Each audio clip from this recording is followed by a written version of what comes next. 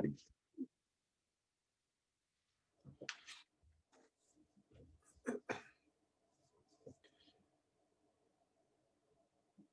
Bien, muy buenos días, estimadísima señorita y señores estudiantes. Me da muchísimo gusto realmente volvernos a encontrar para saludarlos en esta que es la última jornada de trabajo del año 2020. Para mí siempre es un verdadero privilegio.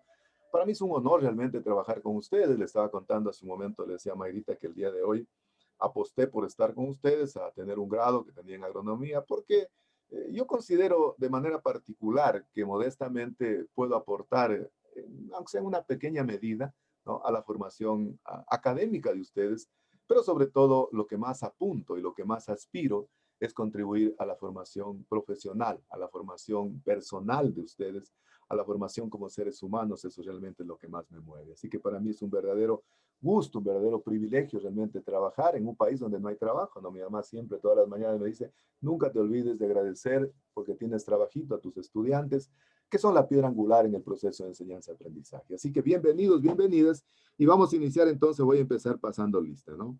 Señoritas y señores, Aguirre Viviana. Presente, ¿Cómo está, buenos Vivianita? días. Buenos días, qué gusto saludarla, bienvenida. Alvarado Yajaira.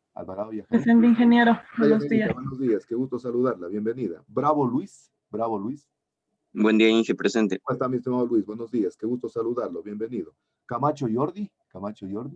Presente, ingeniero, buenos ¿Cómo está, mi días. estimado Jordi? Qué gusto saludarlo, bienvenido, buenos días. Cartuche David. Bueno. Celi Laura. Presente, ingeniero, buenos días. Buenos días, ¿cómo le va? Buenos días, qué gusto saludarla, bienvenida. Chamba Patricia. Presente, ingeniero, ¿Cómo buenos está, mi días. estimada Patricia? Buenos días, qué gusto saludarla, bienvenido. Chimbo Edgar. Presente, ingeniero, buenos días. ¿Cómo está, mi estimado Edgar? Buenos Presente, días, qué gusto ingeniero, buenos saludarlo, días. bienvenido. Presente, ingeniero, buenos días. Sí, Cuenca Carmen. ¿Qué pasaría con la Carmita? Cueva Joao. Ingeniero, buenos días. ¿Cómo está, mi estimado Joao? Buenos días, qué gusto saludarlo, bienvenido. Cueva Eva. Buenos días, ¿Cómo está, mi ingeniero. estimada Presente. Eva? Buenos días, qué gusto saludarla, bienvenida. Hurtado Leslie. Presente, ingeniero, ¿Cómo buenos está, mi días. estimada Leslie? Buenos días, qué gusto saludarla, bienvenida. Jiménez Talía. Presente, ingeniero, buenos ¿Cómo está, mi días. estimada Talía? Buenos días, qué gusto saludarla, bienvenida. León Mayra. Presente, ingeniero, buenos ¿Cómo días. está, Mayrita? Buenos días, qué gusto saludarla, bienvenida. Muchísimas gracias por llegar pronto, la felicito. Estuvimos conversando una conversación muy amena, felicitaciones. Merino Jonathan. Buenos días, ingeniero. ¿Cómo está, mi estimado Jonathan? Presente. Buenos días, qué gusto saludarlo, bienvenido. Ochoa Luis. Buenos días, ingeniero. ¿Cómo Presente. está, mi estimado Luis? Buenos días, qué gusto saludarlo, bienvenido. Robles Ana. ¿Cómo está, Anita? Buenos días, qué gusto saludarla, bienvenida. Romero Fabiola. Buenos días, ¿Cómo ingeniero. está, Fabiolita? Buenos días, qué gusto saludarla, bienvenida. Tillahuango Joana. Presente, ingeniero, ¿Cómo está, buenos Joanita? días. Buenos días, qué gusto saludarla, bienvenida. Y finalmente, Troya Dani. Dani, al paso tal vez de nuevo llegaron el señor Cartuche David, la señorita Cuenca Carmen, y el señor Troya Dan. Bien, muy bien, pues una vez más les reitero la más cordial bienvenida a esta que constituye la última clase del año 2020. Fíjense, ¿no?, cómo el tiempo es inexorable, ¿no? El tiempo no perdona. Algunos dicen que el tiempo es como el agua que pasa bajo un puente y que uno realmente no vuelve a repetir 2 veces, ver o bañarse bajo esa misma agua, ¿no? El tiempo es prácticamente imperdonable, avanza muy rápido, hemos pasado un año realmente rapidísimo, ¿no es cierto? Y ya nos aprestamos, mire, ya, si Dios lo permite, a vivir un nuevo año y realmente pues estamos llegando entonces todo a su término en este año, dando gracias a Dios. Y siempre lo que yo digo es circunstancial, ¿no? Fíjense, todas las cosas han llegado, han sucedido y han pasado. Bien, vamos a revisar entonces la planificación académica para este día. En este día voy a culminar la segunda parte que estaba previsto, que habíamos iniciado el día martes, relacionada con la desinfección y el cuidado del material vegetal. Luego de eso voy a explicar ya lo que tiene que ver con el trabajo de investigación de la asignatura, para ver si empezamos a trabajar con la suficiente anticipación. Voy a explicar con lujo de detalles qué es lo que tiene que hacer cada grupo, porque definitivamente a mí me interesa primero que los estudiantes entiendan el trabajo, es decir, sepan exactamente qué es lo que van a hacer. Y entonces vamos a trabajar desde esa perspectiva para de esa forma entonces desarrollar esta última clase del día de hoy, ¿no? Bien, quiero empezar mi clase. Ayer tuve un grado y ayer hablé largo sobre biología celular. Ayer hablé algo sobre tejidos, hablé algo sobre crecimiento con el graduado, y es la razón por la cual a mí no me ubican mucho en los grados, porque hay gente que no quiere que les pregunten, y a mí me encanta realmente que los estudiantes ya va a ser ingeniero, y por lo tanto tienen que saber. Y luego terminé el grado, y se me prendió el foco, y dije, voy a hacer unas preguntas introductorias el día de hoy, para que ustedes puedan motivarse un poco antes de iniciar la clase, y puedan contestar aquellas, ¿no? Entonces voy a poner algunas preguntas rapidito, antes de continuar con la clase del día martes. Voy a poner una pregunta introductoria para que ustedes me contesten, que es en base a lo que pregunté el día de ayer. El día de ayer pregunté en el grado, y quiero entonces consultarles a ustedes qué contestarían si les hicieran esta pregunta, que yo la hice el día de ayer en el grado. Entonces, por favor, así la primera, lo primero que está ahí, ¿no? Quiero que me digan ustedes. Vamos a hacer una pregunta introductoria para empezar.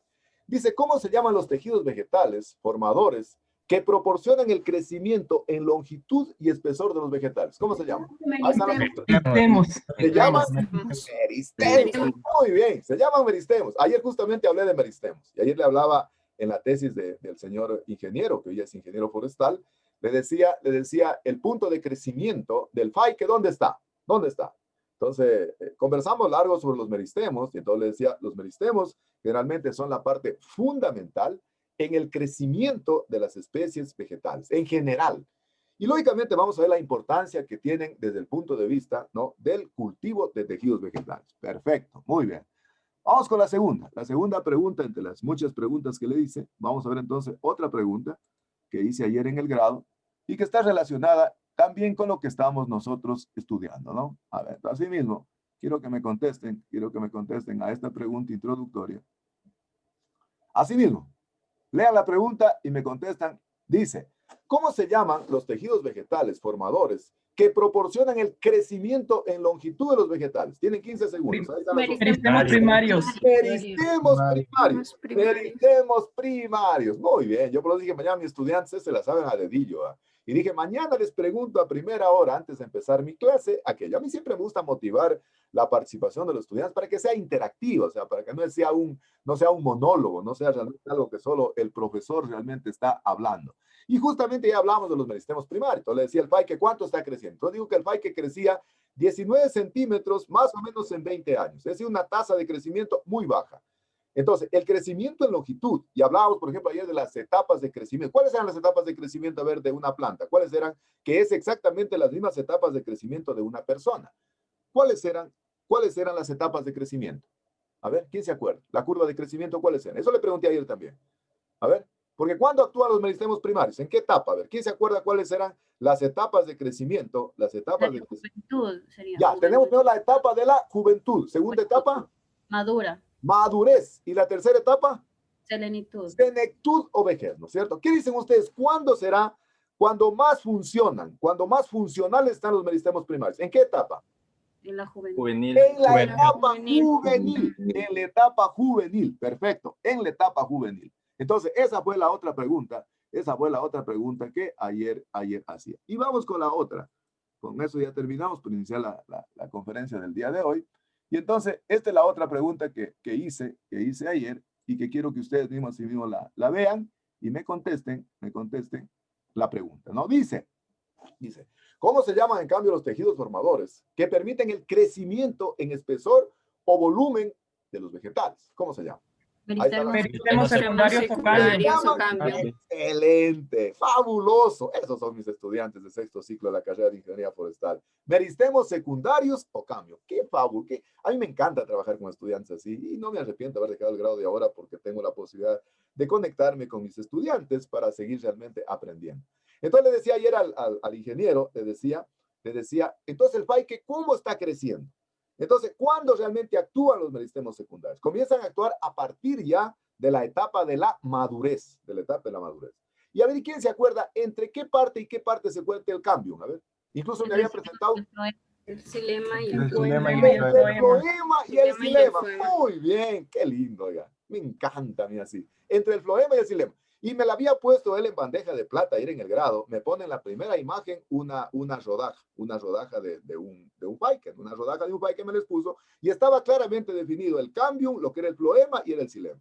Y mientras él estaba hablando, yo estaba anotando una pregunta, dije, es una pregunta de cajón, no me la puso ahí en bandeja de plata, me pone la imagen, y al final le pregunto, le digo, ¿cómo crece el Faiken? ¿En qué etapa crece el Faiken? Entonces, crece en la etapa de la madurez a través de los meristemos secundarios, que son los que permiten realmente el crecimiento en volumen.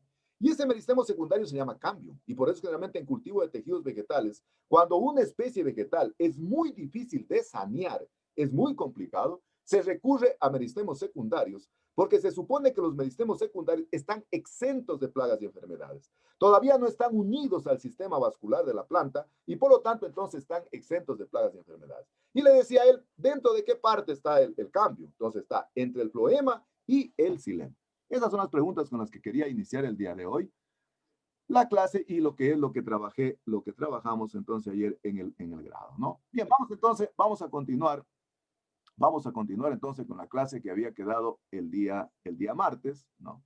Habíamos iniciado entonces la conversación de lo que es el cuidado y la desinfección del material vegetal. Ya habíamos hablado algo del cuidado del material vegetal y entonces nos habíamos quedado por acá en la desinfección o esterilización química del material vegetal. Cuando uno hace la esterilización del material vegetal, es decir, cuando uno hace la desinfección de los desplantes, generalmente decimos de que el desinfectante, el producto químico, lo único que hace es erradicar o eliminar microorganismos exógenos, ¿no? Es decir, microorganismos que están sobre la superficie del desplante. Si existe un microorganismo endógeno que está internamente, en la parte interna del desplante, el desinfectante no hace absolutamente nada. Entonces, para poderla poner en el glosario, la esterilización química es la erradicación o eliminación de microorganismos exógenos a través de la utilización de sustancias químicas. ¿Cuáles son las sustancias químicas que se pueden utilizar? Se puede utilizar, por ejemplo, el alcohol o etanol. Ya habíamos señalado que en el caso del alcohol de 70 es el que más se utiliza para poder esterilizar el material vegetal, ya que el alcohol de 96 es mucho más concentrado, de mayor pureza y por lo tanto puede deshidratar el tejido. Generalmente, cuando uno en cambio hace la esterilización de superficies, hace la esterilización de la mesa, del flujo laminar, o donde coloca realmente para poder hacer toda la esterilización, el material de disección, ahí se utiliza en cambio el alcohol de 96. Porque el alcohol de 70 deja una lámina de agua sobre la superficie, deja una estela de agua sobre la superficie, entonces es mejor utilizar, cuando se hace la esterilización de superficies, el alcohol de 96%. ¿Qué hace el alcohol? Fíjense, el alcohol funciona de manera análoga a lo que hace el twin. Es decir, elimina las burbujas de aire que se forman en torno al explante. Y de esa manera, entonces, el desinfectante entra en un contacto íntimo con el explante. Sin embargo, cuando se hace esterilización de frutos, ¿no? En donde las semillas son las que están contenidas internamente. Por ejemplo, hablemos por decir algo de las orquídeas. Hace unos 3 años, una estudiante de agronomía hizo una tesis en papaya, en carica papaya. Y entonces ella llevaba al laboratorio las papayas maduritas, ¿no? Entonces, ¿qué hacíamos? Ahí sí la podíamos bañar totalmente con el alcohol de 96 porque las semillas estaban protegidas. De igual manera con las orquídeas, ¿no? Hoy hay una estudiante de agronomía que está interesada en trabajar en Cattleya. Entonces yo le decía a ella, mira, si consigue frutos de Cattleya, lo que tenemos que tratar es recolectarlos que estén fisiológicamente maduros. Es decir, que no se hayan abierto, pero que realmente permita desinfectar externamente la cápsula y como la semilla está interna, está protegida. Entonces ahí sí podemos utilizar un alcohol de 96%. Segunda sustancia química que se utiliza, que puede ser la lejía o hipoclorito de sodio. Este prácticamente es el producto químico que más se utiliza para la esterilización de los explantes. El cloro generalmente tiene más o menos un 10% de principio activo de cloro y se encuentra en una solución porcentaje volumen. Es decir, es una sustancia líquida. A propósito, por favor, Antes que me olvide, para el día martes 5 de enero, si Diosito así lo permite, pues un cambio de día, nomás el año, por favor, una calculadorita, porque ahí sí vamos a trabajar con las soluciones porcentaje peso y porcentaje volumen. No se olviden de llevar una calculadora ese día para hacer ejercicios. Entonces le decía que el hipoclorito de sodio es una sustancia líquida y por lo tanto se pueden preparar soluciones porcentaje volumen, por ejemplo, que se yo, al 10%, al 20%, al 30%, en función, ya vamos a ver, de algunas características que tiene el explante. Eso es lo que quiero que ustedes me sepan. Cómo se prepara cloro al 10%, cómo se prepara cloro al 15%, cómo se prepara cloro al 30%, pero en mitad de la concentración. Eso quiero que ustedes me sepan. Generalmente se pueden utilizar concentraciones más altas. Si generalmente el tejido que es más maduro, se pueden incluso utilizar concentraciones que van de 1,5 a 2% de hipoclorito de sodio. Incluso en semillas se pueden utilizar concentraciones mucho más elevadas. Existen algunas explantes, algunas plantas que son muy sensibles a la lejía, es decir, son muy sensibles al cloro. Cuando eso sucede, generalmente se puede utilizar, en cambio, el hipoclorito de calcio. Ya vamos a ver qué características, en cambio, tiene el hipoclorito de calcio. El hipoclorito de calcio es un sólido, es decir, obedece a la concentración porcentaje peso. ¿Cómo se prepara el hipoclorito de calcio? Como es un polvo, generalmente se lo diluye en agua corriente. Una vez que se diluye en agua corriente, se lo deja reposar para que venga a producirse un aclarado. Este tipo de hipoclorito de calcio generalmente es el que utilizan, por ejemplo, en las piscinas para poder esterilizar. Y se pueden utilizar diferentes concentraciones, que puede ir entre 35 a 100 gramos por litro y puede ser de 5 a 30 minutos. Ya vamos a ver en función de qué se determina el tiempo y la concentración del desinfectante. Eso es de fundamental importancia y en base a estos conocimientos teóricos me van a poner en práctica todo lo relacionado en el análisis del estudio de caso que voy a explicar a continuación. Uno de los problemas que tiene el hipoclorito de calcio es de como es un polvo que se aclara con el agua, generalmente penetra lentamente en los tejidos. Y otro de los graves problemas que tiene es de que no se puede almacenar por mucho tiempo, porque tiene una característica particular el hipoclorito de calcio. Entonces pongan este término en el glosario. Delicuescente. ¿Qué quiere decir delicuescente? Delicuescente quiere decir que este tipo de sustancias químicas tienen la capacidad de absorber el contenido de humedad que se encuentra en la atmósfera. Entonces, en el caso del hipoclorito de calcio es delicuescente. Delicuescente, decimos, es la sustancia química que tiene la propiedad de absorber el contenido de agua de la atmósfera y por lo tanto, al absorber el contenido de agua de la atmósfera, cambia la concentración. Eso generalmente es lo que pasa en las piscinas, ¿no? Cuando recién ponen el cloro, ¿no? Generalmente la piscina está muy concentrada, pero como el cloro es un gas, a medida realmente que la gente va utilizando el agua, asimismo, entonces, generalmente se va diluyendo, se va volatilizando este tipo de compuestos porque se conocen con el nombre de delicuescentes. Es decir, tienen la propiedad de imbibirse, de absorber el agua del ambiente. Otro producto que se puede utilizar, un cuarto producto que se puede utilizar, es el sublimado o cloruro de mercurio. Algunos utilizan bicloruro de mercurio, ¿sí? Porque tiene 2 moléculas de cloro. Este es un producto muy bueno como desinfectante. Es extraordinario como desinfectante, pero es enormemente tóxico. Incluso algunos dicen que es cancerígeno y muy dañino para las personas, para los seres humanos, para los animales. Y fíjense, se utilizan en concentraciones muy pequeñitas. Miren lo que es tener una concentración 0,01 a 0,05 en este caso porcentaje, es una solución porcentaje volumen. Es decir, en cantidades muy pequeñas y en tiempos relativamente cortos. Incluso yo me acuerdo que en Cuba tuve la posibilidad de trabajar con bicloruro de mercurio. Había que trabajar con unas mascarillas especiales en primer lugar, con guantes, y luego el aclarado, lo que sobraba, la traza del desinfectante, no había cómo eliminarlo por los desagües comunes. Incluso ellos tenían, verán, un pozo de reciclaje donde se botaban todos los químicos que tenían una alta toxicidad. Pero como desinfectante es extraordinario, verán, este sublimado de mercurio. Es súper importante, pero generalmente tiene una alta toxicidad y hay que tener mucho cuidado cuando se emplea este tipo de producto químico. Existen otros productos que se pueden utilizar para poder esterilizar o poder desinfectar los estanques. Por ejemplo, se puede utilizar el sulfato de cobre. El sulfato de cobre incluso también es un fertilizante. Se lo puede utilizar también como desinfectante, ¿no? Y este sulfato de cobre es el que se adiciona también al medio de cultivo. Sin embargo, se lo podría utilizar y nosotros hemos hecho algunos ensayos en trabajos de investigación utilizando el sulfato de cobre en diferentes tiempos de exposición y en diferentes concentraciones. También se puede utilizar el peróxido de hidrógeno. Generalmente el peróxido de hidrógeno en una concentración del 2% es lo que generalmente se conoce con el nombre del agua oxigenada, es decir, H2O2. Y esto generalmente es lo que permite la decoloración de los cuerpos, ¿no? Es la razón por la cual a veces la gente cuando quiere, no sé, hacerse algún cambio de look en su cabello, utiliza agua oxigenada y le cambia el color. El agua oxigenada produce más o menos algo similar en el explante. Es un muy buen desinfectante, especialmente para semillas, ¿no? Entonces, por ejemplo, en semillas de orquídeas, nosotros hemos utilizado mucho peróxido de hidrógeno al 2% porque permite entonces la desinfección básicamente exógena de semillas. Si uno no tiene agua oxigenada y ustedes tienen peróxido de hidrógeno, si preparan peróxido de hidrógeno al 2%, se van a evitar comprar en la farmacia el agua oxigenada. Eso generalmente es lo que hace, no sé, Tecno Austral, lo que hace Distenia, de preparar el agua oxigenada al 2%.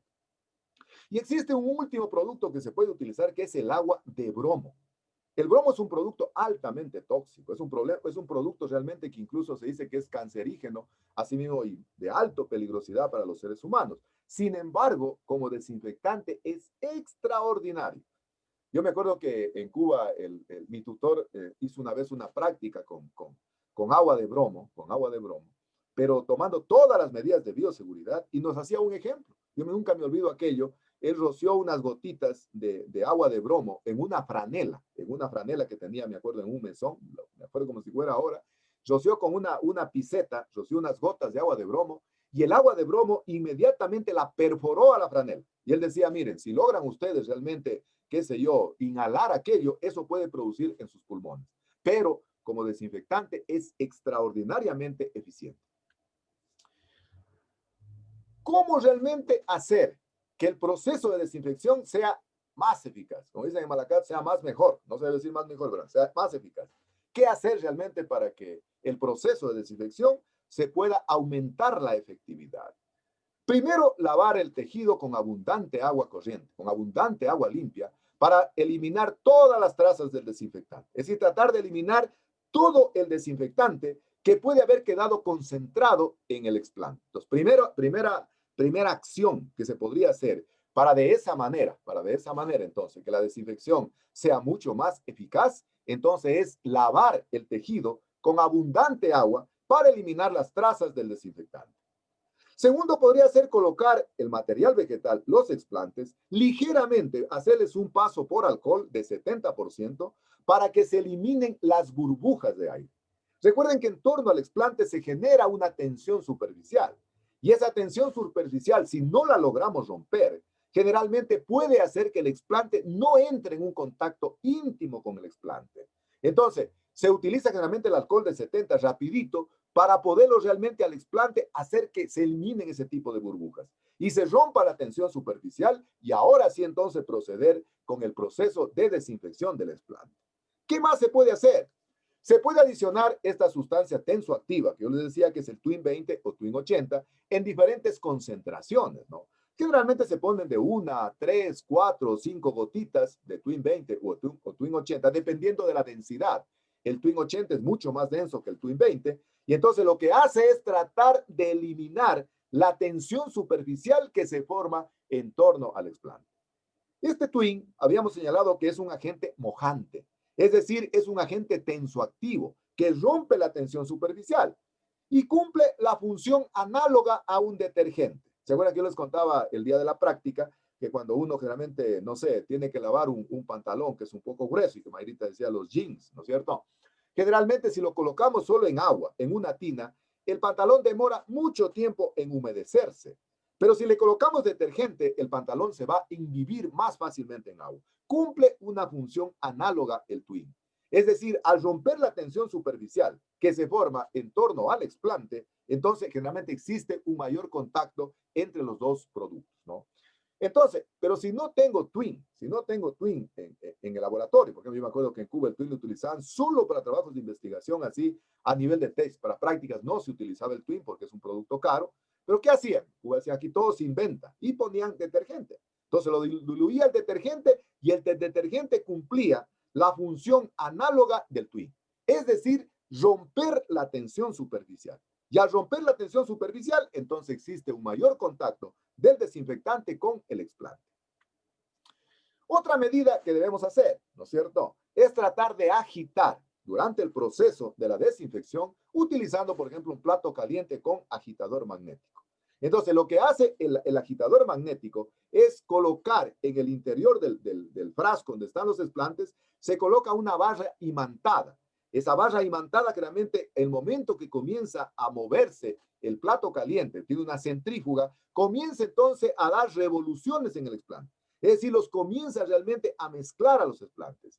Y cuando los mezcla los explantes, entonces existe la posibilidad de que puedan desinfectarse o puedan tener contacto de mejor manera, entonces, con el explante. Entonces, otra podría ser agitando durante el proceso de la desinfección de los explantes. Y finalmente, en algunos laboratorios sofisticados existen cámaras de vacío. ¿Qué son las cámaras de vacío, verdad? Las cámaras de vacío son cámaras que permiten sacar el aire o que permiten sacar el oxígeno de un recipiente. Yo me acuerdo que en Cuba tenían una cámara de vacío que se utilizaba especialmente para desinfectar, por ejemplo, explantes pequeños.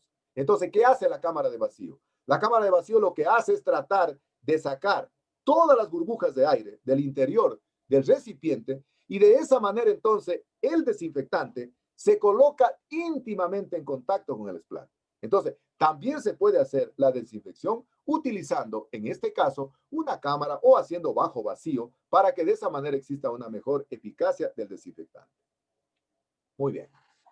Esto es súper importante y esto es lo que van a analizar en el estudio de caso.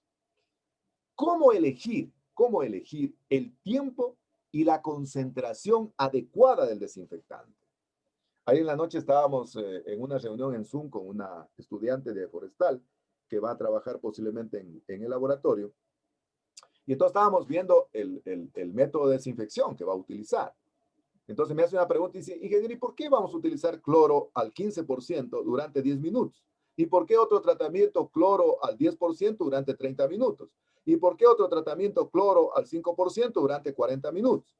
Entonces, vamos a explicar de que realmente el tiempo y la concentración del desinfectante depende de algunos factores y es de fundamental importancia que el investigador conozca realmente aquello para en función de aquello, entonces, primero, determinar cuál es la concentración del desinfectante. Segundo, determinar el tiempo de exposición o de inmersión en los explantes. ¿Qué pasa si yo no considero aquello? ¿Qué pasa si a mí, por ejemplo, se me pasa la mano, primero en el tiempo de la esterilización, primera cosa, y se me pasa la concentración del desinfectante? El explante es el primero que sufre las consecuencias. Es decir, automáticamente el explante se comienza a ennegrecer, se comienza a formar de un color carmelita, de un color café, síntoma de que el desinfectante lo quemó al explante. Y al quemarlo al explante, entonces generalmente ya no hay posibilidades de proliferación porque las células se han degenerado. Entonces, por eso es de fundamental importancia considerar algunos elementos que los voy a poner a consideración de ustedes, que es importante analizarlos cuando uno selecciona los tratamientos para hacer la desinfección del material vegetal. Primer factor o primer elemento a considerar, la edad del explante. Recuerden ustedes que decíamos de que la curva de crecimiento de los vegetales pasa por 3 etapas bien diferenciadas, bien marcadas, que son las que pasamos incluso las personas, los seres humanos, que es la primera etapa, la etapa de crecimiento, la segunda que es la etapa de madurez y la tercera que es la etapa de senectud. Y decíamos que dentro del periodo incluso de crecimiento de un vegetal, el vegetal pasa por 2 estadios. Pasa por el estadio de ser un estado vegetativo o un estado de reposo o un estado de letargo y pasa a ser un estado, en cambio, generativo. En el estado vegetativo o de reposo, las células disminuyen la actividad metabólica. ¿Y por qué disminuyen la actividad metabólica? Porque necesitan cuidar sus reservas para el tiempo que dure, no sé, si hay un estiaje, una sequía. Y en cambio, en la época generativa, en el estadio generativo, la planta comienza nuevamente a reverdecer, comienzan a aparecer los nuevos brotes, comienzan a aparecer las flores, y es cuando la planta está en la mayor actividad metabólica de sus células. Entonces, por eso es de fundamental importancia considerar la edad del explante. Generalmente, si yo tomo un material joven, un explante joven de las partes meristemáticas que vimos en antes, que pueden ser meristemos apicales, meristemos radiculares, meristemos axilares, ¿no? Recuerden lo que era la topófisis y lo que era la filotaxia. A ver, ¿quién me recuerda qué era la filotaxia? A ver, ¿qué era la filotaxia? La filotaxia era la disposición de las hojas en las ramas. En el tallo. Qué lindo, es fabuloso trabajar con ustedes, qué maravilloso, qué lindo. Filotaxia, distribución de las hojas en las ramas o en el tallo, ¿no es cierto? Y la topófisis, ¿quiere en cambio? Era la distribución de las ramas en el tallo. Distribución de las ramas en el tallo. Qué excelente, qué lindo. A mí me emociona, ¿verdad? Me emociona a mí trabajar con ustedes. Qué lindo, cuando hay receptividad, Entonces, miren, desde el punto de vista de la topófisis y desde el punto de vista de la filotaxia, los tejidos jóvenes son mucho más susceptibles a la acción del desinfectante. Voy a poner un ejemplo. Vamos a suponer que yo estoy trabajando con meristemos de romerillo, para el caso que estábamos hablando con Mayrit. Vamos a extraer meristemos de romerillo y tengo también desinfectando, en cambio, acículas de romerillo. La edad del explante de los dos es totalmente, diferente. Los meristemos son explantes muy jovencitos, muy tiernitos. Veamos qué características tienen desde el punto de vista citológico. Las células son de empalizada, tienen grandes espacios intercelulares, son células suculentas que tienen un gran contenido de humedad. Por lo tanto, son mucho más susceptibles a deshidratarse. En cambio, las acículas, para seguir con el mismo ejemplo de romerillo, es unas células que ya están un poco más diferenciadas, su actividad metabólica incluso tal vez está disminuida también, tienen menos contenido de humedad, sus células ya no son de empalizada, tienen pequeños espacios intercelulares y por lo tanto pueden soportar mayormente procesos de deshidratación.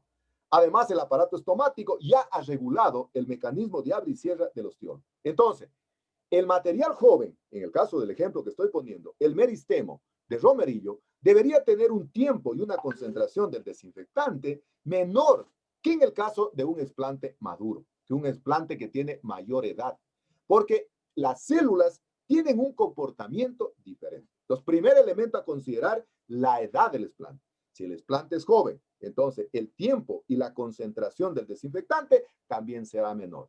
Pero si el explante es un poquito más maduro, puedo realmente incrementar la concentración y el tiempo del desinfectante. Segundo factor a considerar, el tamaño del explante. Seguimos con el mismo ejemplo del romerillo que con muchísima propiedad y pertinencia, y gracias Mayrita por poner ese ejemplo en la conversación un poco informal que tuvimos al inicio de la clase. El meristemo, vamos a ver, el meristemo del romerillo tiene prácticamente el tamaño de la cabeza de un alfiler, fíjense, el tamaño de la cabecita de un alfiler. Los meristemos primarios son el punto de crecimiento de longitud de la planta.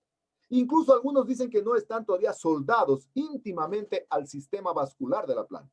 Y fíjense, si no están soldados al sistema vascular de la planta, vamos a ver que son las únicas partes que escapan al ataque de plagas y enfermedades. Sin embargo, son muy sensibles, son muy delicados, ¿no es cierto? En cambio, si yo tengo un explante, qué sé yo, que es un fragmento, no sé, de una yema axilar, es un poquito más grande. El primero, por ser células frágiles, generalmente el tiempo y la concentración también debe ser menor, a diferencia del explante que es más grandecito, que posiblemente después en el aislamiento yo puedo eliminar las partes dañadas por el desinfectante. En el meristemo ya no tengo dónde. Si el meristemo se me quemó, pues se dañó realmente el meristemo. Yo me acuerdo cuando esta niña de Lauro Guerrero trabajó en su tesis hace 2 años, creo que fue 3 años, en banano. Fíjense que el banano forma un solo meristemo caulinar, dense cuenta, uno solo. Imagino que sería destruir un meristemo, se perdía toda una planta. Entonces hay que tener mucho cuidado en lo que tiene que ver con la concentración y el tiempo del desinfectante relacionado con el segundo factor, que es el tamaño del explante. Ingeniero, sí, disculpe claro. que lo interrumpa. Claro. La compañera Laura pide que le permita entrar de nuevo a la clase. Sí, no, que me tengo que salir. Disculpe, ingeniero.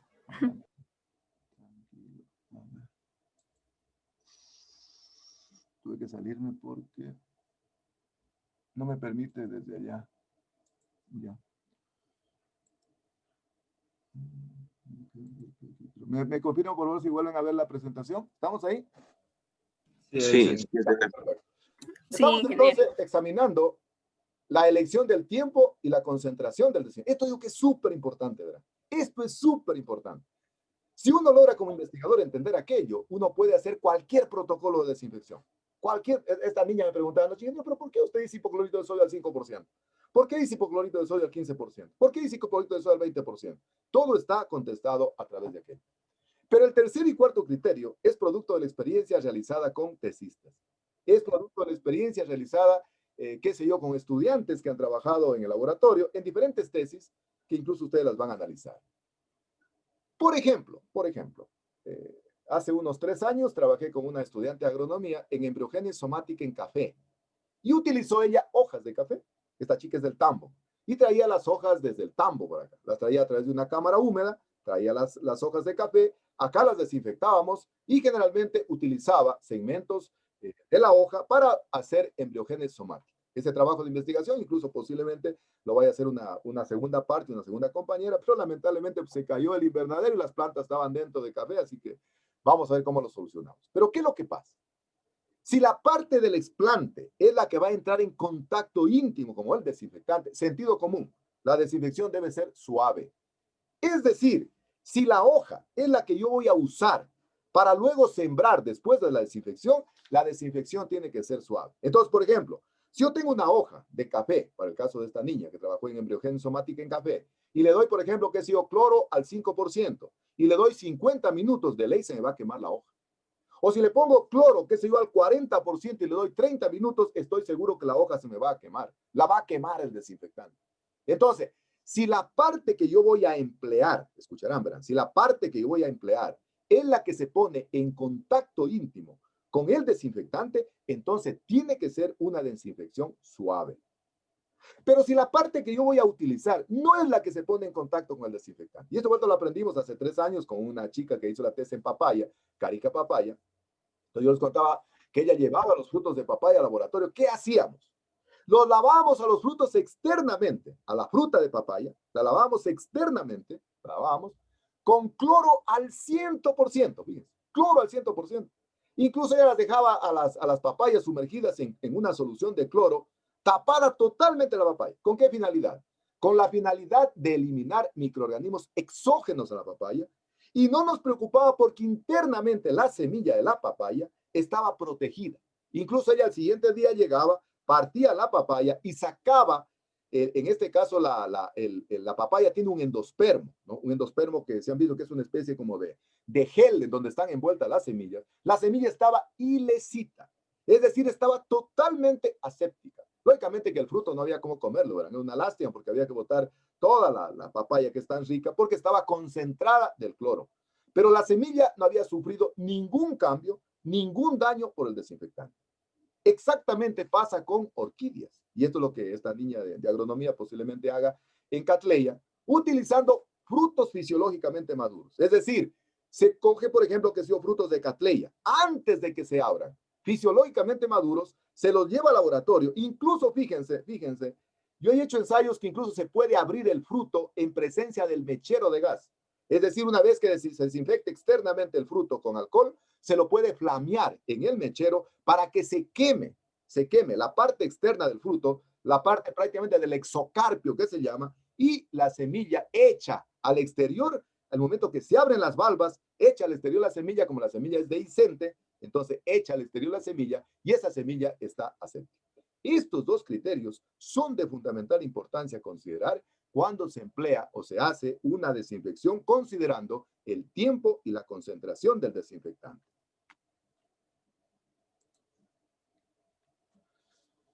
¿Qué son cultivos aparentemente estériles? Es más o menos cuando a uno le dicen, oye, ¿cómo estás? Estoy bien, pero aparentemente, porque por dentro estoy muerto, o estoy, no sé, cualquier cosa, ¿no? Cualquier cosa puede pasar.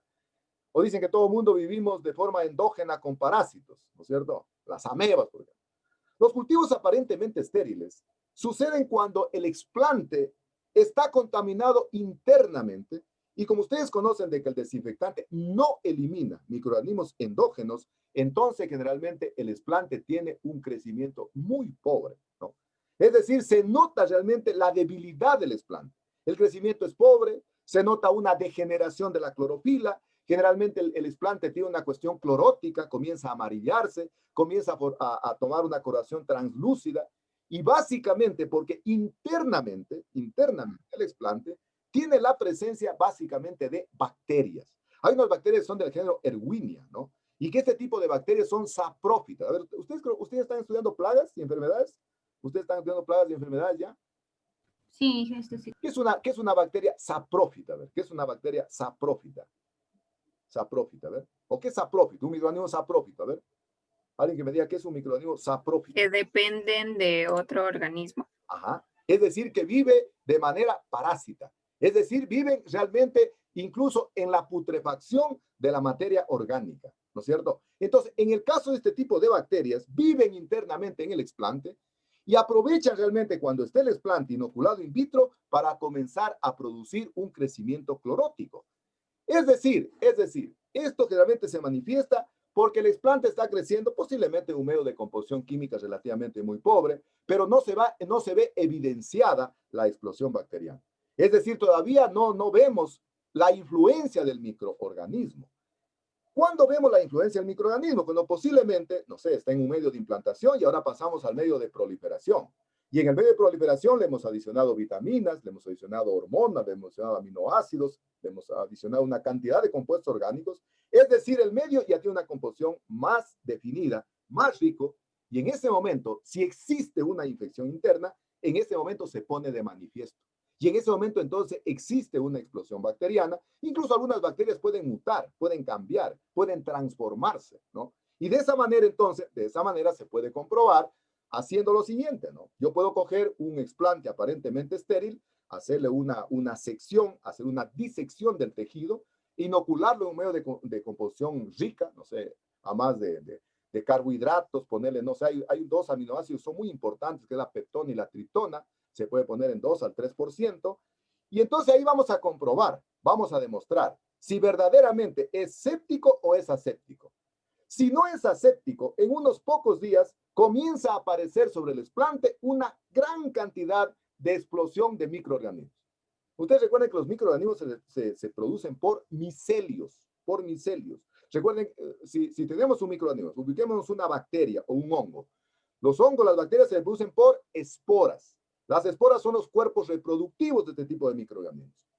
¿Cómo ingresan? A ver, ¿quién me dice? A ver, supongo que deben estar estudiando ya la infección. ¿Cómo ingresa una enfermedad en una planta? A ver, ya tengo una espora de un hongo. Dumping off, por ejemplo. Dumping off. ¿Cómo ingresa esa espora al interior de la planta? A ver, ¿quién me dice? ¿Cómo ingresa? Para entender cómo ingresa realmente acá en el caso del cultivo aparentemente estéril. ¿Cómo ingresa un hongo? Vamos a un hongo. Dumping off. ¿Cómo ingresa la espora al interior, en este caso del tejido? A ver, ¿quién me dice? Deben estar estudiando ahora en enfermedades. ¿El cultivo in vitro? No, en general. Entonces lo haría por los estomas. Ya, puede ser por los estomas. Pero ¿cuáles son los cuerpos vegetativos que nacen de la espora? ¿Cómo se llaman? A ver, ¿cómo se llaman? Y si no tiene, póngalo en la IFA. La espora, entonces, es el cuerpo reproductivo de los microorganismos, una espora de un hongo. La espora, eso supongo que van a ver en plagas o enfermedades más adelante. La espora generalmente ingresa al interior de la planta, generando unos cuerpos vegetativos que se conocen con el nombre de hifas, con H. Entonces las hifas son los cuerpos vegetativos que utiliza la espora germinada realmente ya en este caso en la planta para ingresar al interior del sistema vascular y succionar la savia. Entonces, a través de las hifas, las esporas succionan la savia. Y el conjunto de hifas se llama micelio. Entonces, para que pongan el glosario, el conjunto de hifas se forma el micelio. Entonces, en el caso del cultivo aparentemente estéril, si no es estéril, las hifas inmediatamente comienzan a proliferar en el explante y nos hemos dado cuenta que ese ha sido entonces un cultivo aparentemente estéril. Es decir, los microorganismos estaban endógenamente camuflados, estaban en el interior del explante. Básicamente, la mayor parte de las infecciones, en este caso de cultivos aparentemente estériles, se producen por bacterias, especialmente por bacilos, ¿no? Estos bacilos, como dijimos antes, son saprófitos, es decir, viven de manera heterótrofa. Como ustedes saben que las bacterias son heterótrofas, es decir, necesitan de una fuente de carbohidratos para poder crecer y desarrollarse, ¿no? Fíjense, es la razón por la cual el virus del COVID-19 no lo pueden controlar, porque es un microorganismo que está mutando constantemente, que está cambiando constantemente. Algunos dicen incluso que la primera cepa, ayer tenía una reunión con el equipo de investigación y el ingeniero Moreno es especialista en aquello, entonces nos contaba de que la primera cepa del COVID, ahorita ya es una, no sé, creo que ya estamos por la 14ª cepa, que se ha mutado, ha cambiado y se ha vuelto mucho más resistente, ¿verdad? Mucho más resistente, porque son saprófitos. Es decir, requieren de una fuente exógena de carbohidratos para poder crecer y desarrollarse. Y básicamente, miren, por todos lados hay microorganismos, ¿no? Por eso es la razón por la cual piden el distanciamiento social y todas cuestiones, porque están en el ambiente. Y están en todas partes, ¿no? Están en las casas, están en las oficinas, están en la calle. En este momento dicen que ya el virus está en todo, es de carácter de salud pública. Es decir, está ya de forma aeróbica, ¿no?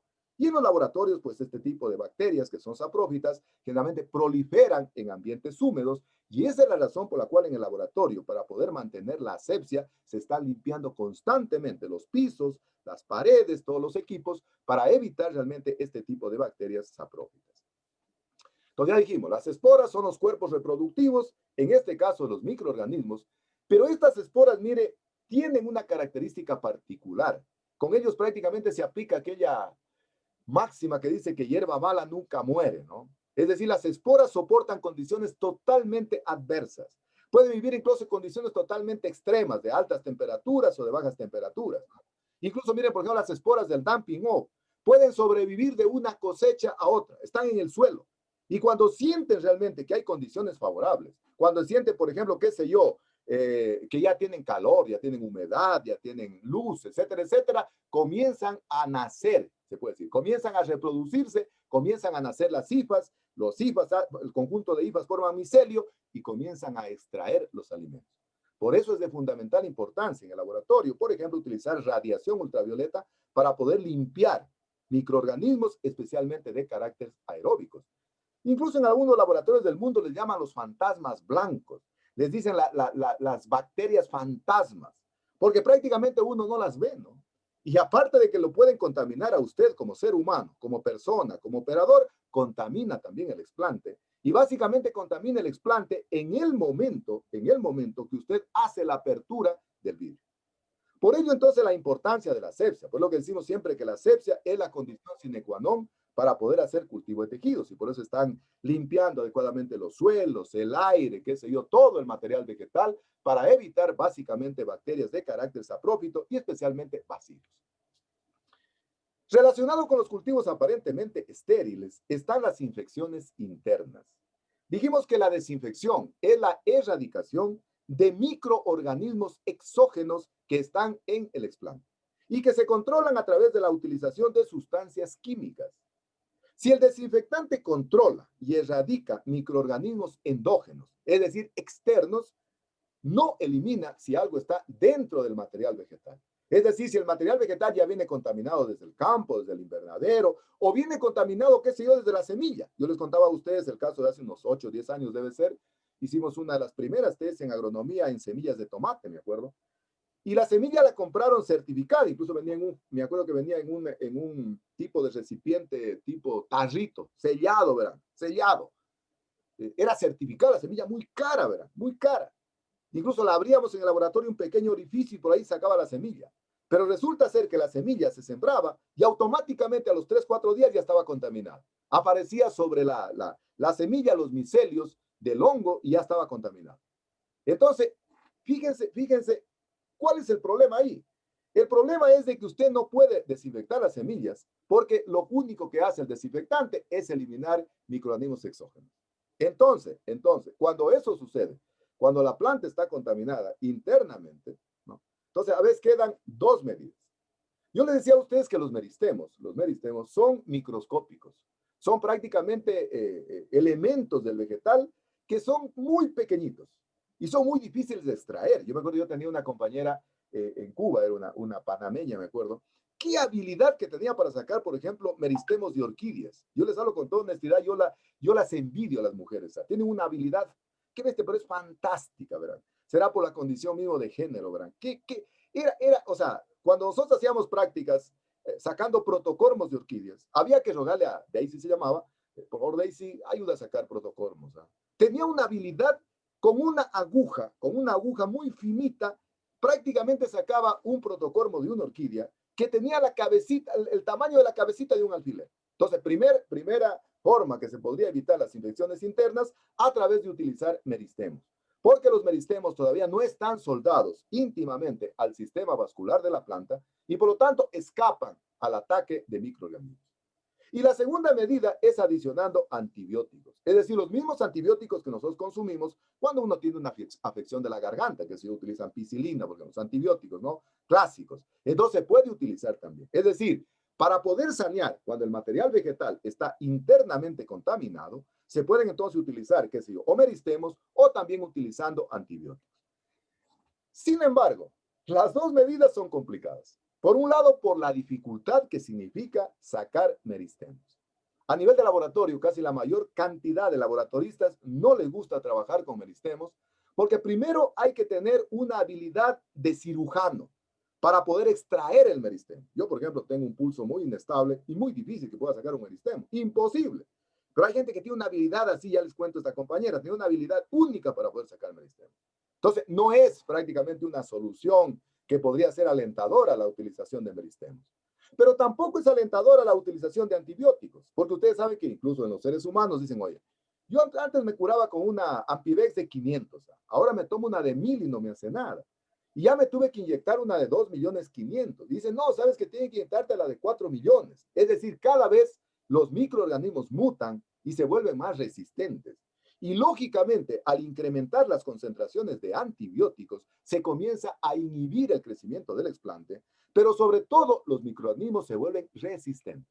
Es la razón por la cual, miren, anteriormente uno, ¿qué? Se curaba hasta con una aspirina. Uno tenía afección a la garganta, una aspirina y estaba papelito, como se llama. Pero ya no.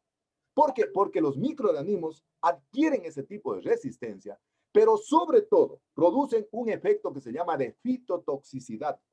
Es decir, en el interior del medio de cultivo, incluso el medio de cultivo se vuelve de un color fuerte, ¿verdad?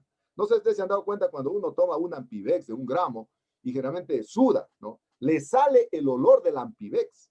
Ese olor sale en el medio de cultivo.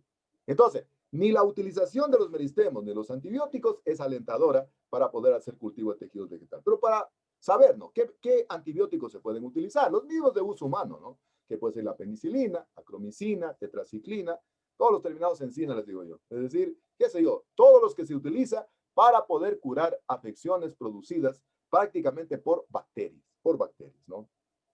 Incluso yo me acuerdo que en alguna oportunidad con el tomate utilizamos un bactericida, ¿verdad? Un bactericida, que era un producto químico, ¿no? Para poder eliminar microorganismos, ¿no? Pero cuando eso ya no funciona, entonces hay que recurrir a este tipo de antibióticos que tienen la propiedad entonces de eliminar básicamente bacterias o también bacilos. Y finalmente tenemos los cultivos simbióticos. Ayer en la TES conversábamos con el ingeniero en el grado y le decía a el FAI que si usted quiere vender la idea, si usted dice, oye, sabe que me voy al consejo provincial, me voy a la junta parroquial, me voy al municipio, me voy a la comunidad, o me voy a una ONG y les vendo la idea del FAIC. ¿Cómo vendería la idea del FAIC? Le decía yo. Entonces, el FAIC en primer lugar es una especie de uso múltiple. ¿Y por qué decimos que es una especie de uso múltiple? Porque no solo nos contentamos con tener madera, sino que puede darnos frutos, puede darnos vaina, puede darnos forraje, puede darnos sombra, pero sobre todo, le decía él, una de las características fundamentales que tienen ciertas plantas, y entre ellas las leguminosas, es de que viven en simbiosis. ¿Quién se acuerda que era la simbiosis? ¿Quién se acuerda que era la simbiosis? Cuando se unían dos organismos para ayudarse mutuamente. Qué lindo, qué hermoso. Lindo, Mayrita. Felicitaciones, fabuloso. Qué extraordinario. Me erizo, verán, me erizo. Si estuviera en persona, me viera que estoy erizado. Qué lindo, qué lindo. Fíjense, yo siempre les digo a los estudiantes, me acuerdo que una vez en agronomía les dije hace algunos años cuando daba clase anteriormente, les decía que para mí la simbiosis es como el noviazgo, verán. Pero siempre y cuando sea bueno, porque cuando no es bueno es un parasitismo. Es decir, vida mutualista, vida en común, en donde prácticamente los dos organismos sacan beneficio.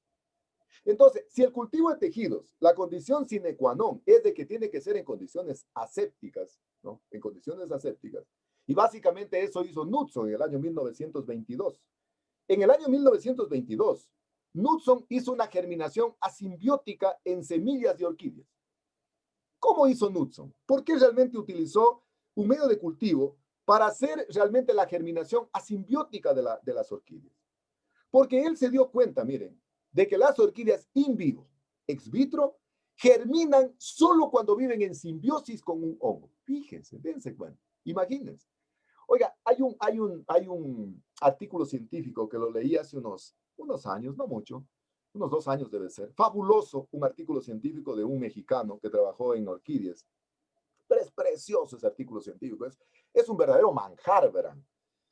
Él decía, miren, primero decía él que la naturaleza, por favor, hay que sacarnos de la cabeza algunos conceptos, hay que deconstruir algunas cosas. Él decía de que la gente dice que la naturaleza es sabia, y él decía que la naturaleza no es sabia. ¿Y saben por qué no es sabia? Porque dice que solo sabios son las personas que tienen inteligencia o tienen cerebro. Fíjense. Entonces, primera cuestión que él comienza aclarando. Dice, la naturaleza no es sabia, pero es prodigiosa. Prodigiosa. ¿Y por qué es prodigiosa? Porque nos puede proveer de recursos. Fíjense qué extraordinario aquello. ¿Cómo no leer un artículo de esa naturaleza? Primera cuestión. La naturaleza no es sabia. Entonces, no digamos, por favor, pues nunca me digan, es que la naturaleza es sabia. La naturaleza no es sabia. Solo sabios son Aristóteles, qué sé yo, los grandes filósofos que realmente son talentosos. Hay seres humanos que son talentosos, que son extraordinarios, que captan inmediatamente las cosas, que tienen un sentido común fabuloso, ¿no?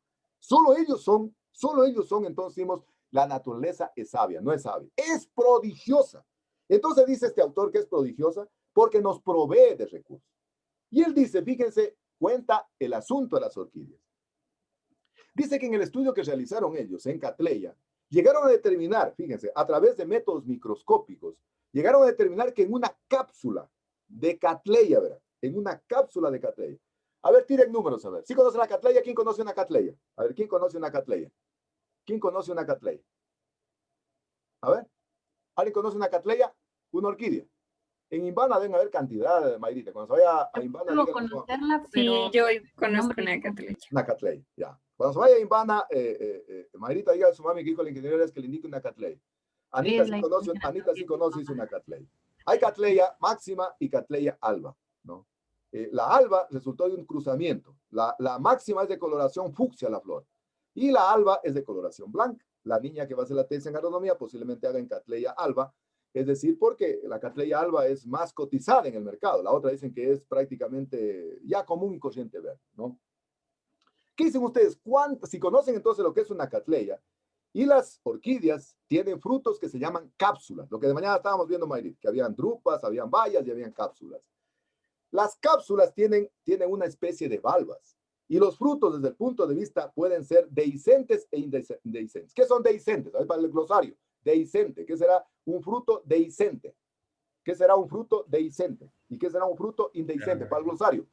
Dehiscente se puede abrir y indehiscente que no se puede abrir. Excelente, Mayrita y Anita. Extraordinario. Es decir, el fruto dehiscente, cuando llega a su madurez fisiológica, así le ponen, cuando llega a su madurez fisiológica, automáticamente se abre y echa al exterior la semilla. Entonces, la Cattleya es dehiscente. Es decir, llega a la madurez fisiológica y automáticamente echa al exterior la semilla. Y los indehiscentes, ejemplo clarito, el nogal, para que nunca se olvide. Nunca han visto que un toque, ¡pum!, se abre. Nunca, ¿no es cierto? Indehiscente no se abre.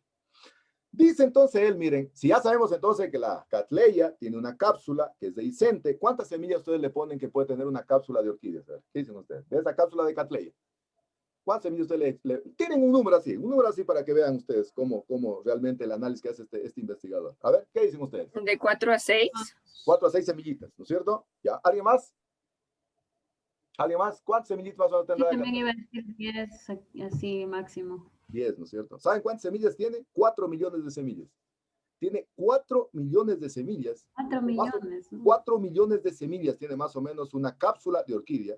Y entonces él dice, miren, aquí viene la parte por qué la naturaleza es prodigiosa.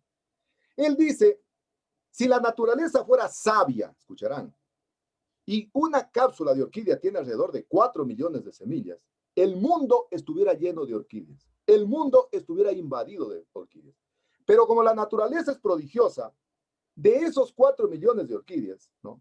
La orquídea más o menos tiene entre máximo un 10% de germinación. 10%, ¿verdad? Es decir, ya se va bajando la cantidad de los 4 millones a 10%. Pero aquí vienen las otras prerrogativas. La orquídea, para poder germinar, primero es epífita. ¿Qué quiere decir epífita? Epífita. Que crece sobre otras especies. Crece sobre otra especie. Y tiene una germinación, otra para el glosario, ¿verdad? Pues nada, que es epífita. Y tiene una germinación que se llama epigia. ¿Qué quiere decir germinación epigia? Hay germinación epigia e hipogia. ¿Qué será epigia? Sobre el suelo. Que puede crecer sobre el suelo. Muy bien. A ver, entonces, germinación epigia cuando las raíces salen sobre el suelo. Y germinación hipogia cuando las raíces quedan bajo el suelo. Al glosario, ¿verdad? Al glosario.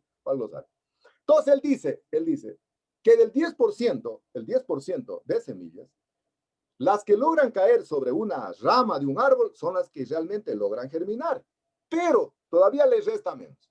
Dice del 10%, solo el 1% llega a ser planta adulta porque necesitan de un hongo para poder germinar. Fíjense. O sea, de ese 100%, solo el 1% son plantas que van a quedar luego en el bosque porque realmente quedaron guindadas como epífitas, porque tienen una germinación epigia, ¿no? Y lograron germinar porque viven en simbiosis con un hongo. Entonces, ¿qué hizo Knudson? Knudson hizo una germinación asimbiótica. Digo, muy bien, señores.